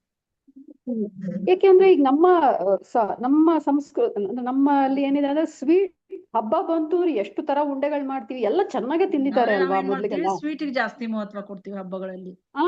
ಮಹತ್ವ ಕೊಟ್ಟಿದ್ವಿ ಅಂತ ನಾನು ಯುಗಾದಿ ಹೇಳ್ತಾ ಇರೋದು. ಅಂತೂ ಫುಲ್ ಇದನ್ನೇ ಅದು ಒಂದು ಆರೋಗ್ಯಕ್ಕೆ ಸಂಬಂಧಪಟ್ಟದ್ದೇ ಅನ್ನೋದು. ಆ ಬೇವಿನ ರಸದಲ್ಲಿ ಜಳಕ ಮಾಡೋದು, ಸ್ನಾನ ಮಾಡೋದು, ಬೇವಿನ ಎಲೆಗಳನ್ನ ಹಾಕಿ. ಇಲ್ಲಿ ಮಾಡ್ತಾರೆ ಗೊತ್ತೇನಾ? ನಮ್ಮ ಸೈಡ್ ಮಾಡ್ತಾರೆ.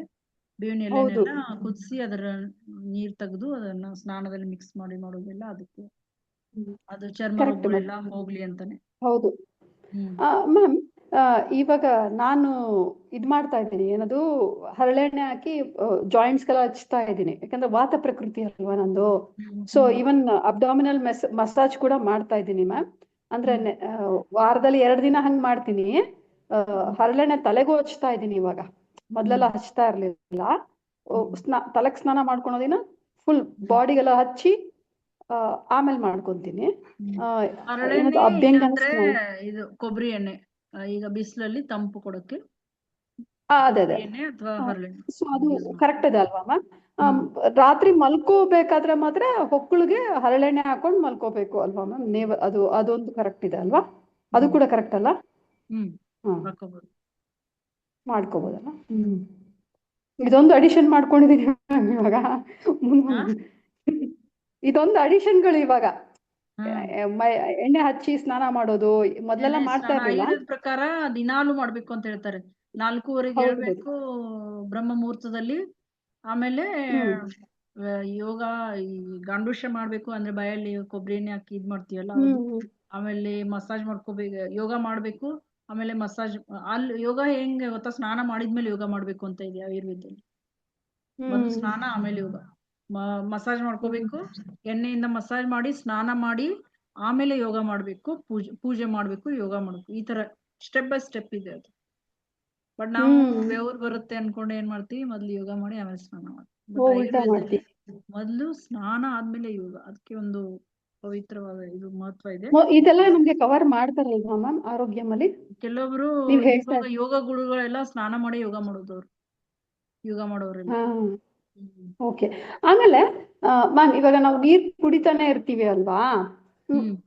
ಇವಾಗ ನೀರ್ ಕುಡಿತಿರ್ತೀವಲ್ವಾ ನಾವ್ ನೀರು, ಆ ನೀರು ಡೈರೆಕ್ಟ್ ನಮ್ಮ ಇಂಟೆಸ್ಟೈನು ಕೋಲನ್ ಹೊಟ್ಟೋಗುತ್ತಾ ನಾವು ಕುಡಿಯೋ ನೀರು? ಅದು ಸಲೈವಾ ಜೊತೆ ಮಿಕ್ಸ್ ಆಗಿ ನಮ್ಮ ಗಂಟ್ಲಿಂದ ನಮ್ಮ ಅನ್ನನಾಳ ಅಂತ ಹೇಳ್ತೀವಲ್ಲ ಅದಕ್ಕೆ ಹೋಗಿ. ಅಲ್ಲ, ಅದು ಫುಡ್ ಆದ್ರೆ ಹಂಗೆ ಅದು ಆದ್ರೆ ಸ್ಲೋ ಕುಡಿದ್ರೆ ನಿಮ್ಗೆ ತುಂಬಾ ಬೆನಿಫಿಟ್ ಆಗುತ್ತೆ. ಇಲ್ಲಾಂದ್ರೆ ಎಲ್ಲಾ ಕಡೆ ಅದರಿಂದ ಏನು ಸಿಗಲ್ಲ. ಗಡಗಟ ಅಂತ ನೀರು ಥರ್ಸ್ಟಿ ಹೋಗಕ್ ಕುಡಿದ್ರೆ ಅದರಿಂದ ಏನು ಸಿಗಲ್ಲ. ಅದು ಸ್ಲೋ ಆಗಿ ಅಬ್ಸರ್ವ್ ಆಗ್ತಾ ಹೋಗುತ್ತೆ. ಸ್ಲೋ ಕುಡಿದ್ರೆ ಎಲ್ಲೆಲ್ಲಿ ಹೋಗ್ಬೇಕೋ ಸರಿಯಾದ ಜಾಗಕ್ಕೆ ಸ್ಲೋಲಿ ಅದು ಫ್ಲೋ ಆಗ್ತಾ ಏನು. ಬಟ್ ಅದು ಕೋಲನ್ ವರ್ಗೂ ಹೋಗ್ಬೇಕಲ್ವಾ ಮ್ಯಾಮ್? ಅದು ಅಂದ್ರೆ ಇವಾಗ ಹೋಗ್ಬೇಕು ಅಂದ್ರೆ 2 ರಿಂದ 3 ಗ್ಲಾಸ್ ಕುಡಿಬೇಕು. ಒಂದೇ ಗ್ಲಾಸ್ ಸಾಕಾಗಲ್ಲ. 3 ಗ್ಲಾಸ್ ಎದ್ದ ತಕ್ಷಣ ಅಟ್ಲೀಸ್ಟ್ 2 to 3 ಗ್ಲಾಸ್ ಕುಡಿಬೇಕು ಬೆಚ್ಚಗೆ ನೀರು. ಆಮೇಲೆ ಕೋಲನ್ ವರ್ಗೂ ಹೋಗುತ್ತದು. ಹೋಗುತ್ತೆ. ಅದನ್ನ ಸ್ವಲ್ಪ ಈ ಇದ್ರಲ್ಲಿ ಪೋಸಲ್ಲಿ ಕುತ್ಕೊಂಡು ಕುಡಿಬೇಕು, ಮಲಾಸನದಲ್ಲಿ ಕುತ್ಕೊಂಡು. ಅದು ಅವಾಗ ಅಲ್ಲಿ ಹೋಗುತ್ತೆ, ಅದು ಆ ಜಾಗಕ್ಕೆ, ಆ ಪೊಸಿಷನ್ ಅಲ್ಲಿ ಕುತ್ಕೊಂಡ್ರೆ ಹೋಗುತ್ತೆ. ನೀವು ನಿಂತ್ಕೊಂಡು ಕುತ್ಕೋಬಾರ್ದು. ನೀವು ಡಿಟಾಕ್ಸ್ ಮಾಡ್ಕೋಬೇಕಾದ ಅದಕ್ಕೋಸ್ಕರ ನೀವು ನೀರು ಕುಡಿತಾ ಇದ್ರೆ ಆ ಒಂದು ಆಸನದಲ್ಲಿ ಕುತ್ಕೊಂಡು ನಾವು ಕುಡಿಬೇಕು. Okay ma'am. ಇವಾಗ ಪ್ರತಿ ಸಲನೂ ಮಾಲಾಸನದಲ್ಲೇ ಕೂತ್ಕೊಂಡು ಕುಡಿತೀವಿ ಅಂತ ಅನ್ಕೋಣ. ಈಗ ಊಟ ಆಯ್ತು ನಂದು, ಪ್ರತಿ ಆಸನದಲ್ಲಿ ಬೇಡ, ಬೆಳಿಗ್ಗೆ ಮಾತ್ರ ಆತರ 2-3 ಗ್ಲಾಸ್ ಕುಡಿಯೋ ಸಾಕು. ಉಳಿದ ಟೈಮ್ ಎಲ್ಲ ಕುತ್ಕೊಂಡು ಕುಡೀರಿ. ನಿಂತ್ಕೊಂಡು ಕುಡಿಬಾರ್ದು. ಜಾಯಿಂಟ್ ಪೇನ್ ಕೂಡ ಬರುತ್ತೆ ನೀರು ಕುಡಿತಾ ಇದ್ರೆ. ಓ ಗೊತ್ತಾ? ಹ್ಮ್ ನಾನ್ ನಿಂತ್ಕೊಂಡೇ ಕುಡಿಯೋದು. ಜಾಯಿಂಟ್ಗೆ ಆಶ್ಚರ್ಯ ಅನ್ಸುತ್ತೆ, ಬಟ್ ನಿಂತ್ಕೊಂಡು ಕುಡಿಯೋರಿಗೆ ಜಾಯಿಂಟ್ ಪೇನ್ ಕೂಡ ಬರುತ್ತೆ. ಯಾಕೆ ಹೇಳಿ? ಅಲ್ಲೂ ಕೂಡ ನೀರ್ ನಾನು ಅಬ್ಸರ್ವ್ ಆಗ್ತಾ ನಿಂತ್ಕೊಂಡೆ ಹೋಗುತ್ತೆ. ಕುಡಿಯೋದು, ಹಾ, ಅವಾಯ್ಡ್ ಮಾಡ್ತೀನಿ ತಡೀರಿ. ಯಾವಾಗಲೂ ನಾವು ಕೂತ್ಕೊಂಡು ಕುಡಿಬೇಕು. ನೆಲದಲ್ಲಿ ಕೂತ್ಕೊಂಡು ಅಥವಾ ಮೇಲೆ ಎಲ್ಲ ಕೂತ್ಕೊಂಡು ಕುಡಿಬೇಕು. ಆ, ಇವಾಗ ಮ್ಯಾಮ್ ಊಟ ಆದ್ಮೇಲೆ ನಾವು ನೀರ್ ಕುಡಿತೀವಲ್ಲ, ಅದನ್ನು ಹ್ಮ್. ಸಿಪ್ ಬೈ ಸಿಪ್ಪೆ ಕುಡಿಬೇಕಾ? ಸಿಪ್ ಬೈ ಸಿಪ್ ನೀವು ಅಂತ ಆಕ್ಚುಲಿ ಆತರ ಕುಡಿಬೇಕು, ಬಟ್ ಯಾರಿಗೆ ಪೇಷನ್ಸ್ ಇದೆ ಅಷ್ಟು ಸ್ವಲ್ಪ ಸ್ಲೋಲಿ ಮೊದ್ಲಿಗಿಂತ ಸ್ವಲ್ಪ ಸ್ಲೋ ಕುಡೀರಿ ಅಷ್ಟೇ. ಘಟ ಘಟ ಹಿಂಗ್ ಮೇಲಿಂದ ಕುಡಿತಾ ಓಕೆ. ಇರ್ತಾರೆ ಕೆಲವೊಬ್ರು, ಹಂಗೆಲ್ಲ ಕುಡಿಬಾರ್ದು. ಹೌದು ಹೌದು. ಒಂದೇ ಸರಿ ಹೌದಾ? ಒಂದು ಚಂಬನ್ನ ಫಿನಿಶ್ ಮಾಡ್ಬಿಡೋದು ಹಿಂಗ್ ಮಾಡ್ತಾ ಇರ್ತಾರೆ. ಸಿಪ್ ಸಿಪ್ ಆಗಿ ಕುಡಿದ್ರೆ ತುಂಬಾ ಒಳ್ಳೇದು. ಚೂರೇ ಮ್ಯಾಮ್ ಕುಡಿಬೇಕು. ಈಗ ನಮ್ಮ ಹಿಂದೂ ಸಂಸ್ಕೃತಿ ಒಳಗೆ ನೀರನ್ನ ಕಚ್ಚಿ ಕುಡಿಯೋ ಅಭ್ಯಾಸ ಕಡಿಮೆ, ಆದ್ರೆ ಕೆಲವೊಂದು ಮೊಹಮ್ಮದೀಸ್ ಅವರೆಲ್ಲಾನು ಸಿಪ್ಪೆ ಸಿಪ್ಪೆ ಕುಡಿಯೋದು ಮ್ಯಾಮ್. ಅವರು ಕಚ್ಚೆ ಸಿಪ್ಪೆ ಕುಡಿಯೋದು ಸಿಪ್ಪೆ ಎಲ್ಲೇ ಅದು ಕುಡಿದ್ರು ನಮ್ಗೆ ಅದು ಸಿಪ್ಪೆ ಒಂಥರ ಸಿಪ್ಪೆ ಕುಡಿಬೇಕು. ಅಸಹ್ಯ ಭಾವನೆ ಅನ್ಸುತ್ತೆ. ಬಟ್ ಈಗ ನೀವ್ ಹೇಳೋದ್ ನೋಡಿದ್ರೆ that is hmm the good method ಏನೋ ಅಂತ ಈಗ ಅನ್ಸುತ್ತೆ ಹ್ಮ್ ಮ್ಯಾಮ್ ನನಗೆ. ಯಾಕಂದ್ರೆ ನಮ್ದ್ರೊಳಗೆ ಸ್ವಲ್ಪ ನೀರು ಕಚ್ಚಿ ಕುಡಿಯೋ ಅಭ್ಯಾಸ ಇಲ್ಲಲ್ವಾ ಮ್ಯಾಮ್? ಹ್ಮ್ ನೀರನ್ನ ಕಚ್ಚಿ ಕುಡ್ಬೇಕು, ಊಟವನ್ನ ಜ್ಯೂಸ್ ಆಗಿ ಅಂದ್ರೆ ಜ್ಯೂಸ್ ಹೌದು. ಆಗೋ ತರ ಅಷ್ಟು ಅಲ್ಲಲ್ಲ, ಆದ್ರೆ ಕಚ್ಚಬೇಕು ಅನ್ನೋದು. ತುಟಿ ಕಚ್ಬಿಟ್ಟು ಕುಡಿಯೋದು ಸ್ವಲ್ಪ ನಮ್ಮ ಇದ್ರೊಳಗೆ ಸಂಸ್ಕೃತಿ ಒಳಗೆ ಸ್ವಲ್ಪ ನೀರು ಎಂಜುಲಾಗುತ್ತೆ ಅಂದ್ಬಿಟ್ಟು ಕಡಿಮೆ, ಹೌದು. ಎತ್ತಿ ಕುಡಿಯೋ ಬಟ್ ಅಭ್ಯಾಸನೇ ಜಾಸ್ತಿ ನಾನ್ ನೋಡ್ದಂಗೆ. ಮೇಲಿಂದಾನೆ ಕುಡಿದು ಸ್ವಲ್ಪ ಇರ್ಬೇಕು ನೋಡಿ. ಈಗ ನೀರ್ ಕುಡಿಬೇಕು, ಹೀಗೆ ನೀರ್ ಕುಡಿಬೇಕು. ಹಾ ಫುಲ್ ಫಸ್ಟ್ ಸಿಪ್ ಕುಡಿಯುವಾಗ ಪಟ್ಟಂತ ನುಂಗ್ಬಾರ್ದು ಆ ನೀರ್ನ. ಭಯ ಎಲ್ಲ ಹಾ ಹಂಗೆಲ್ಲ ಮಾಡ್ಬೇಕು, ಇಟ್ಕೋಬೇಕು ಸ್ವಲ್ಪ ಹೊತ್ತು. ಗಾಗಲ್ ಮಾಡ್ಕೊಂಡು ಹಾ, ಕುಡಿಬೇಕು. ಸ್ವಲ್ಪ ಇಟ್ಕೋಬೇಕು, ಆಮೇಲೆ ನೀರನ್ನ ನುಂಗ್ಬೇಕು. ರೂಲ್ಸ್, ದಿಸ್ ಇಸ್ ದ ಹಾ ಕರೆಕ್ಟ್ ಮೆಥಡ್. ಸಲವೆ ಜೊತೆಗೆ ಅದು ಹಾ, ಬೆರಿಬೇಕು. ಅದೆಲ್ಲ ಬೆರಿಬೇಕು, ಆಮೇಲೆ ನುಂಗ್ಬೇಕು ನೀವು. ಬೆಳಿಗ್ಗೆ ಓಕೆ ಫಸ್ಟ್ ಮ್ಯಾಮ್, ನೀರ್ ಓಕೆ ಮ್ಯಾಮ್. ಕುಡಿಯೋವಾಗೂ ಕೂಡ ಅದನ್ನ ಮಾಡಿದ್ರೆ ತುಂಬಾ ಒಳ್ಳೇದು. ಹಾ ಮ್ಯಾಮ್. ನೀವು ಹಾ ಬ್ರಷ್ ಹಾ ಮಾಡಿದ್ಮೇಲೆ ಬ್ರಷ್ ಹಾ ಮಾಡಿದ್ಮೇಲೆ ಹಾ ಇದನ್ನ ಮಾಡಿ. ಬ್ರಷ್ ಮಾಡಲ್ದೆ ನೀರ್ ಹಾ ಹಾ ಕುಡಿತಿರ್ತೀರ ನೋಡಿ, ಅದು ಬೆಳಿಗ್ಗೆ ಫಸ್ಟ್ ವಾಟರ್ ಬ್ರಷ್ ಮಾಡಲ್ದೆ ಕುಡಿಬೇಕು ಅದನ್ನ. ಹ್ಮ್. ಅವಾಗೇನು ಇದು ಮಾಡೋ ಅವಶ್ಯಕತೆ ಇಲ್ಲ. ಹೌದು ಮ್ಯಾಮ್, ಅದೇ ನಾನು ನೀವು ಹಂಗೆ ಮ್ಯಾಮ್, ಹಂಗೆ ಕುಡಿಯೋದು ನಾನು. ಊಟ ಆದ್ಮೇಲೆಲ್ಲ ನೀರ್ ಕುಡಿತಾ ಇರ್ತೀರ, ಅವಾಗ ಏನ್ ಮಾಡಿ, ಒಂದ್ ನೀರನ್ನ ಹಾ ಕುಡಿಯುವಾಗ ಮ್ಯಾಮ್. ಒಂದು ಗುಟಕ್ ಫಸ್ಟ್ ನೀರ್ ಕುಡುವಾಗ ಹಂಗೆ ಇಟ್ಕೋಬೇಕು ಅದನ್ನ. ಎಲ್ಲ ಹಾ ಮ್ಯಾಮ್. ಬಾಯಿ ಕಡೆ ಹಾ ಎಲ್ಲ ಮ್ಯಾಮ್. ಇದ್ ಹಾ ಮಾಡಿ ಮ್ಯಾಮ್. ಆಮೇಲೆ ಹಾ ಹ್ಮ್ ಹಾ ಮ್ಯಾಮ್. ಹ್ಮ್. ಅದೇ ನಮಗ್ ಗೊತ್ತಿಲ್ಲದೆ ನಾವ್ ಎಷ್ಟೊಂದು ಮಿಸ್ಟೇಕ್ ಮಾಡಿರ್ತೀವಿ ಮ್ಯಾಮ್. ಸಣ್ಣ ಸಣ್ಣ ನಮ್ಗೆ ಪಾಯಿಂಟ್ಗಳು ಕೂಡ ತುಂಬಾ ತುಂಬಾ ಮುಖ್ಯ. ಹೌದು ಹೌದು ಹೌದು. ಥ್ಯಾಂಕ್ ಇಲ್ಲ you ma'am, ma'am, thank you. ಸಣ್ಣ ಸಣ್ಣ ಪಾಯಿಂಟ್ ನಾವು ಗಮನ ಕೊಡ್ಲಿಲ್ಲ ಅಂದ್ರೆ ತಪ್ಪೇ ಆಗೋದು ಮ್ಯಾಮ್. ಈಗ ದೊಡ್ಡ ನೋಡಿ, ದೊಡ್ಡ ನಾನು ಹಂಗೆ ಕುಡಿಯೋದು, ಹೌದು, ಝುಯ್ ದೊಡ್ಡ ಅಂತ ಕುಡಿದ್ಬಿಡ್ತೀನಿ ನಾನು. ಪಾಯಿಂಟ್ಗಳಾಗ್ತವೆ. ಹಾ ಹೌದೌದು, ನಾನ್ ದೊಡ್ಡ ಝುಯ್ ದೊಡ್ಡ ಅಂತ ಕುಡಿದ್ಬಿಡ್ತೀನಿ. ಸಮಸ್ಯೆಗಳು. ಸಿಪ್ ಬೈ ಸಿಪ್ ಕುಡಿಯೋಷ್ಟು ತಾಳ್ಮೆನೆ ಇಲ್ಲ ನನ್ಗೆ. ಸೊ ಅದೇ ಅದೇ ಯಾರಿಗೂ ಅಭ್ಯಾಸ ಇಲ್ಲ, ಮಾಡ್ಕೋಬೇಕಲ್ಲ ಮ್ಯಾಮ್. ಸಿಬ್ಬೆ ಸಿಪ್ ಅಲ್ಲಲ್ಲ, ಕುಡಿಯೋ ಅಭ್ಯಾಸ ನಾವು ತಾಳ್ಮೆ ಇಲ್ಲ. ಮಾಡ್ಕೋಬೇಕಲ್ವಾ? ಹಾ, ಸೊ ಸೊ ಆ ಅದಕ್ಕೇನೆ ತಾಳ್ಮೆ ಕೇಳಿದ್ದು ಮ್ಯಾಮ್. ಇತ್ತಂದ್ರೆ ನಿಮ್ಗೆ ಎಲ್ಲದರಲ್ಲೂ ತಾಳ್ಮೆ ಬರುತ್ತೆ. ನಿಮ್ದು ಹಾ ಹೌದು ಹೆಲ್ತ್ ಕೂಡ ಮ್ಯಾಮ್, ಕರೆಕ್ಟ್. ಸುಧಾರಿಸುತ್ತೆ. ಹೌದು ಮ್ಯಾಮ್, ಮೈಂಡ್ ಅದಕ್ಕೇನೆ. ಕೂಡ ಒಂದು ಇದ್ರಲ್ಲಿ ಇರುತ್ತೆ. ಯಾರಿಗೆ ತಾಳ್ಮೆ ಹೌದು, ಇರುತ್ತಲ್ಲ ಅವ್ರು ಯಾವಾಗಲೂ ಕರೆಕ್ಟ್ ಕಾಮ್ ಮ್ಯಾಮ್. ಆಗಿರ್ತಾರೆ. ಅಲ್ಲ, ಅದಕ್ಕೇನೆ ಈಗ ಕೇಳಿದ್ದು ಒಂದೊಂದುನು. ಯಾಕಂದ್ರೆ ಅಷ್ಟೊಂದು ಅಭ್ಯಾಸಗಳು ನಮ್ಗೆ ಗೊತ್ತಿಲ್ಲದೆ ಮಾಡ್ಕೊಂಬಿಟ್ಟಿದೀವಿ. ಸೊ ಈಗ ಬದಲು ಮಾಡ್ಕೋಬೇಕಲ್ವಾ ಮ್ಯಾಮ್ ಅದನ್ನ? ಬದಲಾಗ್ಬೇಕು, ಹಿಂದಿನ ಇದ್ರಕ್ ಹೋಗ್ಬೇಕು ಅನ್ನೋದಕ್ಕೆ ನಾವು ಹೋಲಿಸ್ಟಿಕ್ ಹೆಲ್ತ್ ಮಾಡ್ತಾ ಇರೋದು. ಹೌದು ಹೌದು. ಅಲ್ಲ, ಈ ಪಾಯಿಂಟ್ಸ್ ನಾವು ಬಿಟ್ಬಿಟ್ವಿ ಅಂದ್ರೆ ಆಗಲ್ಲ ಅದು ಅಲ್ವಾ? ಅದಕ್ಕೋಸ್ಕರ ಇದು ತುಂಬಾ ನೀವು ಇಂಪಾರ್ಟೆಂಟ್ ಬೇಸಿಕ್ ಪಾಯಿಂಟ್ಸ್ ಥಿಂಗ್ಸ್ ಎಲ್ಲ. ಬೇಸಿಕ್ ಸರಿಯಾಗಿ ಫಾಲೋ ಮಾಡಿಲ್ಲ ಅಂತಂದ್ರೆ ಹೌದು, ನಾವು ಬೇಸಿಕ್. ಹೌದು ಮ್ಯಾಮ್. ಮುಂದೆ ನೀವು ಹೇಗೆ ನಿಮ್ಮ ದೇಹವನ್ನ ಮನಸ್ಸನ್ನ ಇದು ಇಟ್ಕೊಂಡ್ರೆ ಅಷ್ಟೇ ಅದು ಕೂಡ ನೋಡಿ ಹೋಲಿಸ್ಟಿಕ್ ಇದರಲ್ಲಿ ಆಧ್ಯಾತ್ಮಿಕದಲ್ಲಿ ಬರುತ್ತೆ. ಪೇಶನ್ಸ್ ಇಂದ ತಿನ್ನೋದು, ಕುತ್ಕೊಂಡು ತಿನ್ನೋದು, ಅದು ಆಧ್ಯಾತ್ಮಿಕದಲ್ಲಿ. ಮೊದಲು ಕೆಳಗಡೆ ನೆಲಕ್ಕೆ ಕೂತ್ಕೊಂಡು ಅದಕ್ಕೆ ನಮಸ್ಕಾರ ಮಾಡಿ ಒಂದು ಕೃತಜ್ಞತೆ ಹೇಳಿ ತಿನ್ನೋದು, ಅದು ಆಧ್ಯಾತ್ಮಿಕ. ಕರೆಕ್ಟ್. ಸ್ಲೋಲಿ ಒಂದೊಂದು ಕಚ್ಚಿ ತಿನ್ನೋದು, ಅದು ಆಧ್ಯಾತ್ಮಿಕನೇ. ಅದರಲ್ಲಿ ಏನಾಗುತ್ತೆ, ನಮ್ಗೆ ಪೇಶನ್ಸ್ ಅನ್ನೋದನ್ನ ಕಲಿತೀವಿ ನಾವು. ಅಂದ್ರೆ ತಾಳ್ಮೆ ಹೌದು ಮ್ಯಾಮ್. ಬರುತ್ತೆ, ಯಾವಾಗ ನಮ್ಮ ಮನಸ್ಸು ಶಾಂತ ಆಗುತ್ತೆ. ನೋಡಿ, ಆಧ್ಯಾತ್ಮಿಕ ಅನ್ನೋದು ಪ್ರತಿಯೊಂದ್ರಲ್ಲಿದೆ ನಮ್ಮ ಇದರಲ್ಲಿ ಆಕ್ಟಿವಿಟೀಸ್ ಅಲ್ಲಿ. ಬೆಳಿಗ್ಗೆ ಎದ್ದ ತಕ್ಷಣ ರಾತ್ರಿ ಮಲ್ಕೋವರೆಗೂ ಪ್ರತಿಯೊಂದ್ರಲ್ಲೂ ಇದೆ. ಅದನ್ನ ಸರಿಯಾಗಿ ಸ್ಟೆಪ್ ಬೈ ಸ್ಟೆಪ್ ಅರ್ಥ ಮಾಡ್ಕೊಂಡು ಹೋಗ್ತಾ ಇರ್ಬೇಕು. ಅರ್ಥ ಮಾಡ್ಕೊಂಡು ಪಾಲಿಸ್ಬೇಕು, ಪಾಲಿಸ್ತಾ ಹೋಗ್ಬೇಕು. ಅರ್ಥ ಪಾಲಿಸ್ತಾ ಮಾಡ್ಕೊಂಡ್ರೆ ಹೋಗ್ಬೇಕು. ಪಾಲಿಸ್ತೀವಿ. ಅದೇ ಇಂಪಾರ್ಟೆನ್ಸ್ ತಿಳ್ಕೊಬೇಕು, ಇಲ್ಲಾಂದ್ರೆ ಚೆನ್ನಾಗಿತ್ತು ಮ್ಯಾಮ್ ಇವತ್ತಿನ ಕ್ಲಾಸ್. ಕಾರ್ಯಕ್ರಮ ತುಂಬಾ, ನೀವು ಕೇಳೋ ಕ್ವಶನ್ ಕೂಡ ತುಂಬಾ ಬೇರೆಯವ್ರಿಗೂ ಕೂಡ ಏನಾಗುತ್ತೆ, ಹೆಲ್ಪ್ ಆಗುತ್ತೆ. ಅವರು ಕೂಡ ಆ ಡೌಟ್ ಇದ್ರೆ ಕೆಲವೊಬ್ರು ಕೇಳಲ್ಲ, ಅವ್ರಿಗೂ ಕೂಡ ಹೆಲ್ಪ್ ಆಗುತ್ತೆ. ಕೆಲವೊಂದು ಬೇರೆಯವ್ರು ಕೇಳೋ ಕ್ವಶನ್ ಇಂದ ಬೇರೆ ಇನ್ನೊಬ್ರಿಗೂ ಹೆಲ್ಪ್ ಆಗುತ್ತೆ, ಅವ್ರಿಗೂ ಕೂಡ ಯೂಸ್ ಆಗುತ್ತೆ ಅಂತ ಅನ್ಕೊಳ್ತಾ ಇದ್ದೀನಿ. ಮ್ಯಾಮ್, ನಮ್ಗೊಂದ್ಸಲ ಈ ಟ್ಯಾಮರಿಂಡು ಮತ್ತೆ ಆಮ್ಲ, ಇವಾಗ ನೋಡಿ ಈ ಅಂದ್ರೆ ಮೊದ್ಲೆಲ್ಲ ಇವಾಗ ನೋಡಿ, ಆಮ್ಲ ಅನ್ನೋದು ಪ್ರತಿದಿನ ನಾವು ತಿನ್ನಲ್ಲ, ಬಟ್ ಟ್ಯಾಮರಿಂಡ್ ಅನ್ನೋದನ್ನ ನಾವು ಪ್ರತಿದಿನ ಸೇವಿಸ್ತೀವಿ. ಅಂದ್ರೆ ನಮ್ಮ ಅಡಿಗೆಗಳಲ್ಲಿ ಸಾಮಾನ್ಯವಾಗಿ ನಾವು ಉಪಯೋಗಿಸ್ತೀವಿ ಹುಣಸೆ ಹಣ್ಣ. ಸೊ ಹೇಗೆ ಮ್ಯಾಮ್ ಅಂದ್ರೆ ಇವಾಗ ಹ್ಮ್ ಅಂದ್ರೆ ಆಮ್ಲನ once in a while use ಮಾಡ್ಬೇಕಾ ಅಥವಾ ಡೈಲಿ ಯೂಸ್ ಮಾಡಬಾರ್ದಾ ಅಥವಾ ಹೆಂಗೆ ಮ್ಯಾಮ್ ಅದು ಅಂದ್ರೆ how is it daily like? Use ಮಾಡಿದ್ರೆ ಏನಾಗಲ್ಲ, ಜ್ಯೂಸ್ ಟೈಪ್ ಕುಡಿಯೋದಾದ್ರೆ ವಾರಕ್ಕೆ ಒಂದ್ಸರಿ ಸಾಕದು, ಡಿಟಾಕ್ಸ್ ಆಗುತ್ತೆ ಅದರಿಂದ ಚೆನ್ನಾಗಿ. ಆದ್ರೆ ಹುಣಸೆ ಹಣ್ಣಿಂದ ನಾವು ಡಿಟಾಕ್ಸ್ ಮಾಡ್ಕೊಳಕ್ ಆಗಲ್ಲ. ಅದು ಕೂದಲು ಉದುರೋದಕ್ಕೆ ಅಥವಾ ನಮ್ಮ ಇಮ್ಯುನಿಟಿ ಚೆನ್ನಾಗಿ ಇರೋದಕ್ಕೆ ಆಮ್ಲ ಅಂದ್ರೆ ಈಗ ಸ್ಟ್ರಾಬೆರಿ ಎಲ್ಲ ತಿಂದಂತ ಹೇಳ್ತೀವಲ್ಲ ವಿಟಮಿನ್ ಸಿಗೆ ತುಂಬಾ ಕಾಸ್ಟ್ಲಿ. ಬಟ್ ನಮ್ಮಲ್ಲೇ ಆಮ್ಲ ಚೀಪಾಗಿ ಸಿಗುತ್ತೆ, ನಮ್ಮ ಬಜೆಟ್ ಅಲ್ಲಿ ಸಿಗುತ್ತೆ, ಮತ್ತೆ ಅದಕ್ಕಿಂತ ಹೆಚ್ಚು ಇದರಲ್ಲಿ ಇದೆ ವಿಟಮಿನ್ ಸಿ ಅನ್ನೋದು. ಅದರಲ್ಲಿ ಸ್ಟ್ರಾಬೆರಿಗಿಂತ ಹೆಚ್ಚು ಇದರಲ್ಲಿದೆ. ನಾವು ಸ್ಟ್ರಾಬೆರಿನೇ ತಗೊಂಡ್ ತಿನ್ಬೇಕಂತ ಏನಲ್ಲ, ಕಿವಿ ಫ್ರೂಟ್ಗಳು ತಿನ್ಬೇಕಂತ ಏನಿಲ್ಲ. ನಮ್ಮಲ್ಲಿ ಯಾವ್ದು ಅವೈಲೇಬಲ್ ಇದೆ ಅದೇ ಚೆನ್ನಾಗಿದೆ, ಅದನ್ನೇ ತಿನ್ಕೊಂಡ್ರೆ ಸಾಕು. ಸಾಕಲ್ಲ, ಕರೆಕ್ಟ್. ಇದು ಒಳ್ಳೆ ಕ್ಲಾಸ್ ಮ್ಯಾಮ್, ಇವತ್ತು ತುಂಬಾ ಇನ್ಫಾರ್ಮೇಶನ್ ಇತ್ತು. ತುಂಬಾ ಒಳ್ಳೆ ಕ್ಲಾಸ್ ಇವತ್ತಂತೂ. Thank you so much ma'am, thank you so much. Inflammatory is very important. ಹಾ ಫುಡ್ಗಳನ್ನ ತೆಗೆದುಕೊಳ್ಳೋದು. ಓಕೆ, ಇವತ್ತಿನ ಕ್ಲಾಸ್ ಎಲ್ಲರಿಗೂ ತುಂಬಾ ಹೆಲ್ಪ್ ಆಗಿದೆ ಮ್ಯಾಮ್ ಅಂತ ಮ್ಯಾಮ್ ಇದು ಅನ್ಕೊಳ್ತೀನಿ. ಇನ್ನೊಂದು ವಿಚಾರ ಮ್ಯಾಮ್, ನನ್ಗೆ ಮೊನ್ನೆಯಿಂದನೂ ಕೇಳ್ಬೇಕು ಅನ್ಕೊಂಡೆ. H. ಪೈಲೋರಿ ಅಂತದ್ ಏನೋ ಒಂದು, ಅದು ಬೇರೆ ತುಂಬಾ ಜನ ಅಂದ್ರೆ ತುಂಬಾ ದಿನದಿಂದ ಹೌದು, ಮಾತಾಡ್ತಾರೆ. ನನ್ನ ಹತ್ರ ಅದನ್ನ 3 ಕೇಸ್ ಬಂದಿದೆ. ಅವ್ರೊಬ್ರು ಡಾಕ್ಟರ್, ಅವರು ಸರ್ಜನ್ ಇದಾರೆ. ಅವ್ರಿಗೆ ನೀರ್ ಕುಡಿದ್ರು ಕೂಡ ಬರ್ನಿಂಗ್ ಆಗುತ್ತೆ ಒಳಗಡೆ, ನೀರ್ ಕುಡಿದ್ರು ಕೂಡ. ಅದು ಅಲ್ಲ ಅವರು ಅದು ಹೆಂಗ್ ಹೆಚ್ ಪೈಲರಿ ಇಲ್ಲಿಂದ ತೆಗ್ದಿರ್ತಾರೆ ಫೋಟೋ, ಅದು ಒಂಥರ ಒಳಗಡೆ ಮ್ಯಾಮ್, ಅದು ಸತ್ಯನಾ? ಅದು ಬ್ಯಾಕ್ಟೀರಿಯಾ, H. ಪೈಲೋರಿಯಾ ಬ್ಯಾಕ್ಟೀರಿಯಾ, ಹ್ಮ್ ಅದನ್ನ ಹೆಂಗೆ ಮ್ಯಾಮ್ ಲೈಫ್ ಕಿಲ್ ಸ್ಟೈಲ್ ಮಾಡೋದು? ತುಂಬಾ ಬೇಕಾರ ಮಾಡ್ಕೊಂಡಂಗ್ ಮಾಡಿರ್ತಾರೆ. ಆದ್ರೆ ನನಗೆ ಆಶ್ಚರ್ಯ ಆಗಿದೆ ಅಂದ್ರೆ ಅವರು ಆಸ್ ಅ ಸರ್ಜನ್ ಆಗಿ ಡಾಕ್ಟರ್ ಅವರು ಈ ತರ ನೆಗ್ಲಿಜೆನ್ಸ್. ಮಾಡ್ಕೊಂಡಿದ್ದಾರೆ ಅಂದ್ರೆ ನಂಗೆ ಆಶ್ಚರ್ಯ ಆಯ್ತು. ಅವ್ರು ನನ್ನ ಕ್ಲೈಂಟ್ ಅವರು. ಮ್ಯಾಮ್ ಈಗ ಓಕೆ ಈಗೆಲ್ಲ ಇದೆ H. ಪೈಲೋರಿ, ಅದು ಬಿಡೋಣ ಅವ್ರ ಕೇಸು. ಸೊ ಇನ್ ಜನರಲ್ ನಾವೆಲ್ಲರೂ ಕೂಡ ಅದ್ರ ಬಗ್ಗೆ ಹೇಗ್ ಟೇಕ್ ಕೇರ್ ಮಾಡಬಹುದು? ಅಂದ್ರೆ ನಾವು ಯಾವ ರೀತಿ ಅದನ್ನ ಈಗ ಎಷ್ಟೋ ಎಲ್ರಲ್ಲೂ ಇರುತ್ತೆ ಅಂತ ಹೇಳ್ತಾ ಇದಾರೆ ಈಗ ಅದನ್ನ, ಅಲ್ವಾ ಮ್ಯಾಮ್? ಎಲ್ರಿಗೂ ಇರುತ್ತದೆ H. ಟೆನ್ಷನ್ ಪೈಲೋರಿಯಾ ಅಂತ ತಗೋಬೇಡಿ. ಹೇಳ್ತಾರೆ. ನಾವು ಸಣ್ಣ ಈ ಎಲ್ಲ ಡೈಲಿ ಡಿಸ್ಕಷನ್ ಮಾಡ್ತೀವಲ್ಲ, ಬೆಳಿಗ್ಗೆ ಎದ್ದು ಏನ್ ತಿನ್ಬೇಕು, ಡಿಟಾಕ್ಸ್, ನೀವೆಲ್ಲ ನೀವು ಸರಿಯಾಗಿ ಫಾಲೋ ಮಾಡ್ತಾ ಹೋದ್ರೆ ನಿಮ್ಗೆ ಏನೂ ಆಗಲ್ಲ. ಅಯ್ಯೋ ಯಾವ್ದೋ ಒಂದು ವಿಡಿಯೋ ನೋಡಿ ಏನೋ ಒಂದು ಟೆನ್ಷನ್ ಮಾಡಿ ನಾವು ಭಯ ಪಡೋ ಅವಶ್ಯಕತೆ ಏನೂ ಇಲ್ಲ. ಅದು ಸಹಜವಾಗಿ ಆಗುತ್ತೆ. ಕಾಮನ್ ಆಗಿ ಇದೆ ಅಂತ ಇನ್ನು ನಮಗೂ ಬರುತ್ತೇನಪ್ಪಾ ಅನ್ನೋ ಭಯ ಬೇಡ. ಅಲ್ಲ, ಇರುತ್ತೆ, ಆಲ್ರೆಡಿ ಇದೆ ಅಂತ ಹೇಳ್ತಾರ. ಅಂದ್ರೆ ಅವ್ರು ಹೆಂಗಿದೆ ಲೈಫ್ ಸ್ಟೈಲ್ ನಿಮ್ಗೆ ಏನ್ ಗೊತ್ತು, ಅವ್ರು ಯಾವ ರೀತಿ ತಿಂತಿದ್ದಾರೆ, ಯಾಕೆ ಅವ್ರಿಗೆ ಆತರ ಆಗಿದೆ. ಅದೇ ಹೇಳಿದ್ನಲ್ಲ, ನನ್ಗೆ 3 ಕೇಸ್ ಇದ್ದು ಆತರ. ಅವ್ರದ್ದು ಲೈಫ್ ಸ್ಟೈಲ್ ನಾನು ಕೇಳಿದಾಗ ಗೊತ್ತಾಗಿದ್ದು, ಅವ್ರ ಹಿಂಗ ಲೈಫ್ ಸ್ಟೈಲ್ ಇರೋಕೆ ಅದು ಆನ್ಸರೇ ಇದು. ಅವ್ರ ಹಂಗ ಇರೋದಕ್ಕೆ ಈ ತರ ಆಗಿದ್ದಂತ ನನ್ಗೆ ಗೊತ್ತಾಯ್ತು ಅಷ್ಟೇ. ಇವಾಗ ನೋಡಿ ಆತರ ಎಲ್ಲ ತಿಂದಂಗ್ ಏನೋ ಒಂದು ಲೈಫ್ ಸ್ಟೈಲ್ ರಾಂಗ್ ಇಟ್ಕೊಂಡಂಗ್ ಮಾಡ್ಕೊಂಡ್ರೆ ಇವಾಗ ನೀರ್ ಕುಡಿದ್ರು ಕೂಡ ಅವ್ರಿಗೆ ತೊಂದರೆ ಆಗಿದೆ. ಬಟ್ 2 ಕೇಸು ಸಾಲ್ವ್ ಆಗಿದೆ, 1 ಕೇಸು ಇನ್ನೂ ಸಾಲ್ವ್ ಆಗಿದೆ.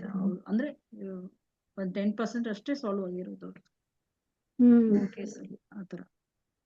ಅಂದ್ರೆ ಸ್ವಲ್ಪ ಕಷ್ಟನೂ ಇತ್ತದು. ಈಗ ನಮ್ ಮಜ್ಜಿಗೆ ಎಲ್ಲ ಕುಡಿದ್ರೆ ಹೋಗ್ಬೇಕಲ್ವಾ ಮ್ಯಾಮ್? ನನ್ಗನ್ಸಿದ್ ಮಟ್ಟಿಗೆ ಅವ್ರು ಹೇಳೋದೆಲ್ಲ ನೋಡಿದ್ರೆ ಮಜ್ಜಿಗೆ ಕುಡಿದ್ರೆ ಸರಿ ನೀರ್ ಹೋಗ್ಬಿಡೋದು. ಕುಡಿದ್ರು ಆಗುತ್ತೆ, ನೀರ್ ಕುಡಿದ್ರು ಕೂಡ ಅವ್ರಿಗೆ ಉರಿ ಅಂತೆ ಗಂಟ್ಲು ಎಲ್ಲ ನೋವು, ಅಷ್ಟು ಇದಾಗುತ್ತೆ. ಬಟ್ ಅದನ್ನೆಲ್ಲ ರೆಕಮೆಂಡ್ ಮಾಡಿದೆ. ಪಂಪ್ಕಿನ್ ಫ್ರೂಟ್ಸು, ಈ ಆಶ್ ಗಾರ್ಡ್ ಜ್ಯೂಸ್, ಇವೆಲ್ಲ ಜಾಸ್ತಿ ಅವ್ರಿಗೆ ಹೇಳಿದ್ದೆ.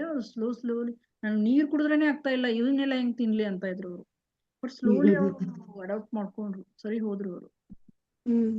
ಮಾಡ್ಕೋಬೇಕಾಗುತ್ತೆ, ಇನ್ನೇನು ಆಗೋದೇ ಇಲ್ಲ ಅಂತ ಬಿಟ್ಬಿಡಕ್ಕಾಗಲ್ಲ. ನಮ್ಮ ದೇಹದ ಜೊತೆ ನಾವೇ ಹೋರಾಡ್ಬೇಕು, ಇಲ್ಲಾಂದ್ರೆ ಬೇರೆ ಔಷಧಿನೇ ಇಲ್ಲ. ನೀವು ಎಲ್ಲೇ ಹಾಸ್ಪಿಟಲ್ ಹೋಗಿ ಏನ್ ಮಾಡ್ತಾರೆ, ನಿಮ್ಗೆ ಲಾಸ್ಟ್ ಆಪರೇಷನ್ ಮಾಡಕ್ ಹೇಳ್ತಾರ ಅಷ್ಟೇ. Correct ma'am. ಇವಾಗ ಈಗ ಇನ್ನೊಂದು ಹೇಳ್ತಾರಲ್ಲ ಮ್ಯಾಮ್, ನಾವು ಆಲ್ಕಲೈನ್ ಆಗಿ ಇಟ್ಕೋಬೇಕು ನಮ್ ಬಾಡಿನ, ಆಸಿಡಿಕ್ ಇಟ್ಕೋಬಾರ್ದು ಅಂತ ಹೇಳ್ತಾರಲ್ವಾ?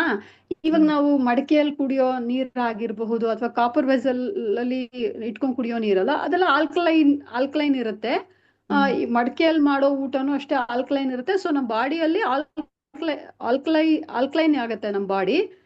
ಇಲ್ಲ ಅಂದ್ರೆ ಆಸಿಡಿಕ್ ಇರುತ್ತೆ. ಯಾಕಂದ್ರೆ ನಾವು ಇವಾಗ ಎಲ್ಲಾ ತರಕಾರಿಗಳಲ್ಲೆಲ್ಲ ಅದು ಅಂದ್ರೆ ಪೆಸ್ಟಿಸೈಡ್ಸ್ ಎಲ್ಲ ಹಾಕಿ, ಸೊ ಅದೆಲ್ಲ ಆಸಿಡಿಕ್ ಆಗೋಗ್ಬಿಟ್ಟಿರುತ್ತೆ ಅನ್ನೋದು ಒಂದು ಇದೆ ಅಲ್ವಾ ಮ್ಯಾಮ್ ಕಾನ್ಸೆಪ್ಟ್? ಅದು ಸತ್ಯನಾ? ಸತ್ಯ ಅದು. ಓಕೆ, ಇವಾಗ ಮ್ಯಾಮ್ ಇನ್ ದಟ್ ಕೇಸ್ ನಾನ್ ಹೇಳ್ತಾ ಇರೋದು, ಈಗ ನನ್ ಬಾಡಿ ಅಸಿಡಿಕ್ ಇದೆಯಾ ಆಲ್ಕಲೈನ್ ಇದೆಯಾ ಅಂತ ಕಂಡುಹಿಡಿಬೇಕು ಅಂದ್ರೆ ನಾವು ಇದು ಲಿಟ್ಮಸ್ ಪೇಪರ್ ತಗೊಂಡು ಮಾಡ್ತಾ ಇರ್ತಿದ್ದೆ ಸ್ಕೂಲಲ್ಲೆಲ್ಲ.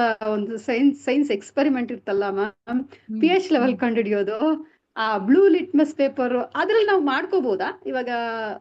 ಹೆಂಗೆ ಅಂದ್ರೆ ಒಂದು ಅದೇ ಡೌಟ್ ನನ್ಗೆ. ಟೆಸ್ಟ್ ಮಾಡ್ಬೋದಾ?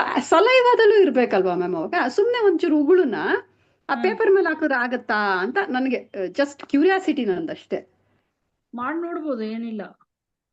ಅಲ್ವಾ? ಹ್ಮ್ ಅದೇ ಲಿಟ್ಮಸ್ ಪೇಪರ್ ಒಂದು ತಂದು ಚೆಕ್ ಮಾಡ್ಕೋಬೋದಾ ಅಂತ ಹೇಳಿ. ಹ್ಮ್ ಅಥವಾ ಅದೇ ಸುಮ್ನೆ ಮಜ್ಜಿಗೆ ಎಲ್ಲ ಕುಡಿದ್ರೆ ಅತ್ಲಾಗ ಆಲ್ಕಲೈನ್ ಆಗತ್ತೆ ಅಂತ ಸುಮ್ನೆ ಆಗ್ಬೇಕಾ ಅಲ್ವಾ ಮ್ಯಾಮ್? ಅದಿನ್ನೂ ಬೆಟರ್. ಮಜ್ಜಿಗೆ ಕುಡಿದ್ರೆ ಅಲ್ಕಲೈನ್ ಆಗಲ್ಲ. ಅಂದ್ರೆ ಪಿ ಎಚ್ ಲೆವೆಲ್, ಆ ವಾಟರ್ದು ಪಿ ಎಚ್ ಲೆವೆಲ್ ಮೇಂಟೈನ್ ಮಾಡ್ಬೇಕು. 9.5 ಈ ತರ ಪಿ ಎಚ್ ಲೆವೆಲ್ ಇರ್ತವೆ ಬೇರೆ ಬೇರೆ ಬೇರೆ ಇದ್ರದ್ದು. ಅದನ್ನ ಮೇಂಟೈನ್ ಮಾಡಿದ್ರೆ ಅದು ಬಾಡಿ ಅಲ್ಕಲೈನ್ ಆಗುತ್ತೆ. ಈ ಕ್ಯಾನ್ಸರ್ ಪೇಷಂಟ್ಗಳ ಮೇನ್ ಅದು, ಅವರ ಬಾಡಿನ ಆಲ್ಕಲೈನ್ ಅಲ್ಲಿ ಇಟ್ಟಾಗ ಅವ್ರು ಬೇಗ ಹೀಲ್ ಆಗ್ತಾರೆ. ಅದು ಒಂದು ಮಷಿನ್. ಮೊನ್ನೆ ನಾನು ಕ್ಯಾನ್ಸರ್ದು ಇದ್ದಾಗ ಹೇಳಿದ್ನಲ್ಲ, ಒಂದು ಮಷಿನ್ ಇದೆ ಕೆಂಗನ್ ವಾಟರ್ ಅಂತ, ನೀವು ಸರ್ಚ್ ಮಾಡಿ ಸಿಗತ್ತೆ ಗೂಗಲ್ ಅಲ್ಲಿ. ಅದು ಪ್ಯೂರ್ ಆಲ್ಕಲೈನ್ ವಾಟರ್ ಬರುತ್ತೆ ಅದರಲ್ಲಿ. ನೀವು ಎಂತ ವಾಟರ್ ಹಾಕಿದ್ರು ಆಲ್ಕಲೈನ್ ಆಗಿ ಬರುತ್ತೆ. ಸೊ ಅದರಿಂದ ಆ ನೀರು ಕುಡಿದವರು ಕ್ಯಾನ್ಸರ್ ಪೇಷಂಟ್ ಹೀಲ್ಗಳಾಗಿದ್ದಾರೆ. ಅದನ್ನ ಒಬ್ರು ಡೀಲಿಂಗ್ ಮಾಡ್ತಾ ಇದಾರೆ. ಅದನ್ನ ಮಾತ್ರ ಸೇಲ್ ಮಾಡ್ತಾರೆ. ನಮ್ಗೆ ಪರಿಚಯದವರು, ಅವ್ರು ಕ್ಯಾಪ್ಟನ್ ಆಗಿದ್ರು, ಆರ್ಮಿನಲ್ಲಿ ಇದ್ದು ಕ್ಯಾಪ್ಟನ್ ಆಗಿ ಬಂದು ರಿಟೈರ್ಡ್ ಆಗಿ ಇದನ್ನ ಮಾಡ್ತಾ ಇದಾರೆ. But ma'am very costly. But alkaline ಕೂಡನು ಆಸಿಡಿಕ್ಕೂ ಇರ್ಬೇಕು ಅಂದ್ರೆ ಅದು ನ್ಯೂಟ್ರಲ್, ಅಂದ್ರೆ ನ್ಯೂಟ್ರಲ್ ಇರ್ಬೇಕಾ ಅಂತ. ಅದೇ ಏನ್ ಹೇಳ್ತಾರೆ, ಆಲ್ಕಲೈನ್ ಅಂದ್ರೆ ಯಾವಾಗ್ಲೂ ಆಲ್ಕಲೈನ್ ಆತರನು ಹೇಳ್ತಾರೆ. ಅದು ಕೂಡ ನೆಗೆಟಿವ್ ಆಗೇ ಹೇಳ್ತಾರೆ ಆಲ್ಕಲೈನ್. ಈ ಅಸಿಡಿಕ್ ನೆಗೆಟಿವ್ ಆಗೇ ಹೇಳ್ತಾರೆ. ನ್ಯೂಟ್ರಲ್ ಇರ್ಬೇಕು ಅಂತ ಕೆಲವರು ಹೇಳ್ತಾರೆ. ಮೊದ್ಲು ನಿಮ್ಮ ಬ್ಲಡ್ ಅನ್ನ ಚೆಕ್ ಮಾಡ್ಕೋಬೇಕು ನೀವು. ಅದು ಎಷ್ಟಪ್ಪ, ಅದು 7.3 7.35 45 ಅಷ್ಟು ಮೇಲೆ ಹೋಗಿದ್ರೆ ಅದು ನಿಮ್ಮ ಬಾಡಿ ಅಸಿಡಿಕ್ ಅಂತ ಗೊತ್ತೆ. ಬ್ಲಡ್ ಅಸಿಡಿಕ್ ಕಮ್ಮಿ ಇದ್ರೆ ಆಲ್ಕಲೈನ್. ಅದನ್ನ ಚೆಕ್ ಮಾಡಿದ್ರೆ ಅಷ್ಟು ಇದ್ರೆ ಅಲ್ಲಿ ಬಾಡಿನ ಕಂಟ್ರೋಲ್ ಮಾಡುತ್ತೆ. ಅದು ಬಾಡಿ ತಾನೇ ಕಂಟ್ರೋಲ್ ಮಾಡುತ್ತೆ. ಅದ್ರ ಮೇಲೆ ಹೋಗಿದ್ರೆ ಅದು ನಿಮ್ಮ ಬ್ಲಡ್ ಚೆಕಿಂಗ್ ಮಾಡಿದಾಗ ಇದು ಗೊತ್ತಾಗುತ್ತೆ ನೋಡಿ. ಅವಾಗ ನಿಮ್ ಬಾಡಿ ಬಿಕಮ್ ಅಸಿಡಿಕ್ ಅಂತ ಗೊತ್ತಾಗ್ತದೆ.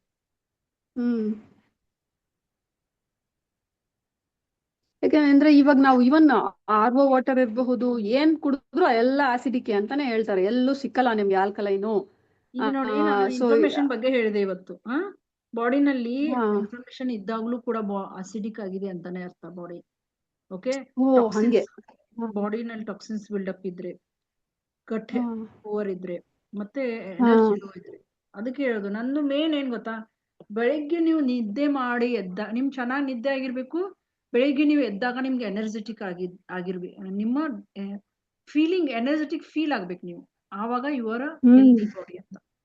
ನಿಮ್ಗೆ ಬೆಳಿಗ್ಗೆ ನಿದ್ದೆ ಮಾಡಿದ್ರು ಕೂಡ ನಿಮ್ಗೆ ಏನಿದೆ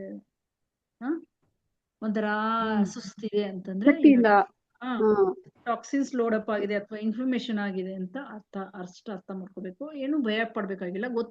ಅಟ್ಲೀಸ್ಟ್ ನೀವು ಗೊತ್ತಾಗಿದೆ ಅಲ್ಲ, ನೀವು ಚೆಕ್ ಆದ್ರೂ ಮಾಡ್ತಾ ಇದೀರಲ್ಲ ಅಂತ ಅನ್ಕೊಂಡು ನೀವು ಅಲರ್ಟ್ ಆಗಿ ಅಷ್ಟೇ. ಹಿಂಗಾಯ್ತಲ್ಲ ಅಂತ ಅನ್ಕೋ ಅವಶ್ಯಕತೆ ಏನಿಲ್ಲ. ಸಿಗ್ನಲ್ ಹೇಳಿದೀನಿ, ಸಿಗ್ನಲ್ ಕೊಟ್ಟಿದೆ, ಚೇಂಜ್ ಮಾಡೋದು, ಆಕ್ಷನ್ ತಗೋಬೇಕು. ಟೆನ್ಷನ್ ಮಾಡ್ಕೋಬಾರ್ದು. ಪೂರ್ ಕಟ್ಟಿಲ್ತೆ ಲೋ ಎನರ್ಜಿ ಲೋ ಇದ್ದಾಗ ಏನಾಗುತ್ತೆ, ಅವಾಗ ಕೂಡ ನಮ್ಮ ಬಾಡಿ ಅಸಿಡಿಕ್ ಆಗಿರ್ತದೆ. ಸೊ ಕಾನ್ಸ್ಟೆಂಟ್ ಫೀಲಿಂಗ್ ಇದ್ದಾಗ, ಬಾಡಿನಲ್ಲಿ ಪೇನ್ ಇದ್ದಾಗ ನೋಡಿ, ಅಸಿಡಿಕ್ಗೆ ಮತ್ತೆ ಇನ್ಫ್ಲಮೇಷನ್ಗೆ ಕನೆಕ್ಷನ್ ಇದೆ. ಅದು ಕೂಡ ಅಸಿಡಿಟಿ, ಗ್ಯಾಸ್ ಬ್ಲೋಟಿಂಗ್ ಇದ್ದವ್ರಿಗೆ, ವೇಟ್ ಸಡನ್ ಆಗಿ ಗೇನ್ ಆದವ್ರಿಗೆ ಎಲ್ಲ ಇದು ಪ್ರಾಬ್ಲಮ್ ಇರುತ್ತೆ. ಮತ್ತೆ ಹೆಡೇಕ್ ಇದ್ದವ್ರು ಕೂಡ, ಹೆಡೇಕ್ ತೊಂದರೆ ಇರುತ್ತೆ ನೋಡಿ. Okay, so much. ಇದು ಮ್ಯಾಮ್, ನಿಂಬೆ ಹಣ್ಣು ಅಸಿಡಿಕಾ ಆಲ್ಕಲೈನಾ ಮ್ಯಾಮ್? ನಿಂಬೆ ಲೆಮನ್ ಜ್ಯೂಸು, ಲೆಮನ್ ಅಸಿಡಿಕಾ ಆಲ್ಕಲೈನಾ? ಅದು ಎರಡು, ಅದು ಅಸಿಡಿಕ್. ಹೌದಾ?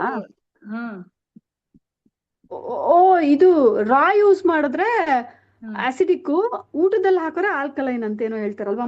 ಆತರ ಕೆಲವೊಂದು ಫುಡ್ ಲಿಸ್ಟ್ ಬೇಕಂದ್ರೆ ಕೊಡ್ತೀನಿ ನಿಮ್ಗೆ, ಕೊಡಿ ಮ್ಯಾಮ್. ಅದು ನಮ್ಗೆ ಒಂದು ಅದ್ರ ಬಗ್ಗೆನೇ ಕ್ಲಾಸ್ ಇತ್ತು. ಅದು ಏನ್ ಗೊತ್ತಾ, ಲಿಸ್ಟ್ ಆಫ್ ಆಲ್ಕಲೈನ್ ಫುಡ್ಗಳು ಯಾವುವು. ಈ ಫ್ರೂಟ್ಸ್ ಇವೆಲ್ಲ ಆಲ್ಕಲೈನ್ ಆಲ್ಕಲೈನ್ ಅಲ್ಲೇ ಬರ್ತವೆ. Scientifically, lemon is acidic. Okay, lemon contains citric acid. pH is around 2 to 3. Clearly acidic ಅದು. ಬಟ್ ಮಿಕ್ಸ್ಡ್ ಅಂತ ಹೇಳಿದ್ನಲ್ಲ, ಅದಕ್ಕೆ ಔಟ್ಸೈಡ್ ಬಾಡಿ ಅದು ಆಲ್ಕಲೈನ್ ಅಂತ ಆಗುತ್ತೆ, ಮಿಕ್ಸ್ಡ್ ಅದು. ಅದೇ ನನ್ಗೆ ಗೊತ್ತಿದ ಮಟ್ಟಿಗೆ ನಾವು ಊಟದಲ್ಲಿ ಯೂಸ್ ಮಾಡ್ತೀವಲ್ಲ, ಯಾಕಂದ್ರೆ ಅದು ನಮ್ಮ ಲೆಮನ್ ವಾಟರ್ನ ನಮ್ ಡಿಟಾಕ್ಸಿಫೈ ಮಾಡುತ್ತೆ ಲೆಮನ್ ವಾಟರ್. ನಾನ್ ಬೆಳಿಗ್ಗೆ ಡಿಟಾಕ್ಸ್ ಅಂದ್ರೆ ಟಾಕ್ಸಿನ್ಸ್ ಕೂಡ ಹೊರಗಡೆ ಹಾಕುತ್ತೆ ಅದು. ಅದಕ್ಕೆ ಅದು ಮಿಕ್ಸ್ಡ್ ಅದು. ಬಟ್ ಸಮೀರ್ ಅವ್ರು ಇದಾರಲ್ಲ ನಮ್ಮ ಇದ್ರಲ್ಲಿ ಒಬ್ರು ಅವರೊಂದು ಪೋಸ್ಟ್ ಕಳ್ಸಿದ್ರು ನನಗೆ. ಒಬ್ಬ ಇದ್ನಂತೆ ಅವನು ಲೆಮನ್ ವಾಟರ್ ತುಂಬಾ ದಿನದಿಂದ ಯೂಸ್ ಮಾಡಿದ್ನಂತೆ. ನೀವ್ ಹೇಳಿದ್ರಿ ಅದನ್ನ. ಅದ್ರಲ್ಲಿ ಅಸಿಡಿಕ್ ಇರುತ್ತಲ್ವಾ, ಆಸಿಡ್ ಇರುತ್ತಲ್ಲ, ಅದನ್ನ ಯೂಸ್ ಮಾಡಿ ಮಾಡಿ ಮಾಡಿ ಅದ್ ಪೋಸ್ಟ್ ಇದೆ ಅನ್ಸುತ್ತೆ ನನ್ನ ಹತ್ರ, ಇನ್ನು ನೋಡ್ತೀನಿ. ಇಲ್ಲ ನೀವ್ ಹೇಳಿದ್ರಿ ಮ್ಯಾಮ್, ಆಸಿಡ್ ಏನಾಯ್ತು ಒಳಗಡೆ ಅವ್ರದ್ದು ಅಂತ. ಹೆಚ್ಚಾಗಿ ಆಸಿಡ್ ಹೌದು. ಬಿಲ್ಡಪ್ ಆಗಿ ಕಲ್ಲಾದುವಂತೆ ಅವ್ರ ಮೂತ್ರದಲ್ಲಿ. ಅದೇ ಮೂತ್ರದಲ್ಲಿ ಕಲ್ಲಾಗಿ ಅದೇನೋ ಹೆವಿ ಒಂದು ನೆಕ್ಸ್ಟ್ ಲೆವೆಲ್ಗೆ ಪ್ರಾಬ್ಲಮ್ ಆಗಿತ್ತದು. ಸೊ ಲೆಮನ್ ವಾಟರ್ ಕುಡೀರಿ ಅಂತ ನಾನು ಹೇಳ್ತೀನಿ, ಬಟ್ ಯಾವ್ದು ಆಗ್ಲಿ ನಾನು ಪರ್ಮನೆಂಟ್ ಒಂದೇ ಹೇಳಲ್ಲ. ನಿಮ್ಗೆ ಜೀರಾ ವಾಟರ್ ಹೇಳ್ತಾ ಇರ್ತೀನಿ, ಬೇರೆ ಬೇರೆ ಈ ತರ ವಾಟರ್ ಹೇಳ್ತಾ ಇರ್ತೀನಿ. ಒಂದೇ ದಿನ ಲಾಂಗ್ ಲೈಫ್ ಹೇಳಲ್ಲ ನಾನು ಯಾವ್ದು ಅದಕ್ಕೆ. ಅಲ್ಟರ್ನೇಟ್ ಆಗಿ ಇದನ್ನ ತಗೊಳ್ಳಿ, ಇಲ್ಲಾಂದ್ರೆ ಇದನ್ನ ತಗೊಳ್ಳಿ, ಮೆಂತೆ ವಾಟರ್ ತಗೊಳ್ಳಿ, ಇಲ್ಲಾಂದ್ರೆ ಏನದು ಧನಿಯಾ ವಾಟರ್ ತಗೊಳ್ಳಿ ಅಂತ ನಾನು ಅದಕ್ಕೆ ಹೇಳುದು. ಇವು ಫ್ರೀಕ್ವೆಂಟ್ ಅದನ್ನು ಬದಲಾಯಿಸ್ತಾ ಇರ್ಬೇಕು, ಒಂದೇ ತಗೊಳ್ತಾ ಇರಬಾರ್ದು.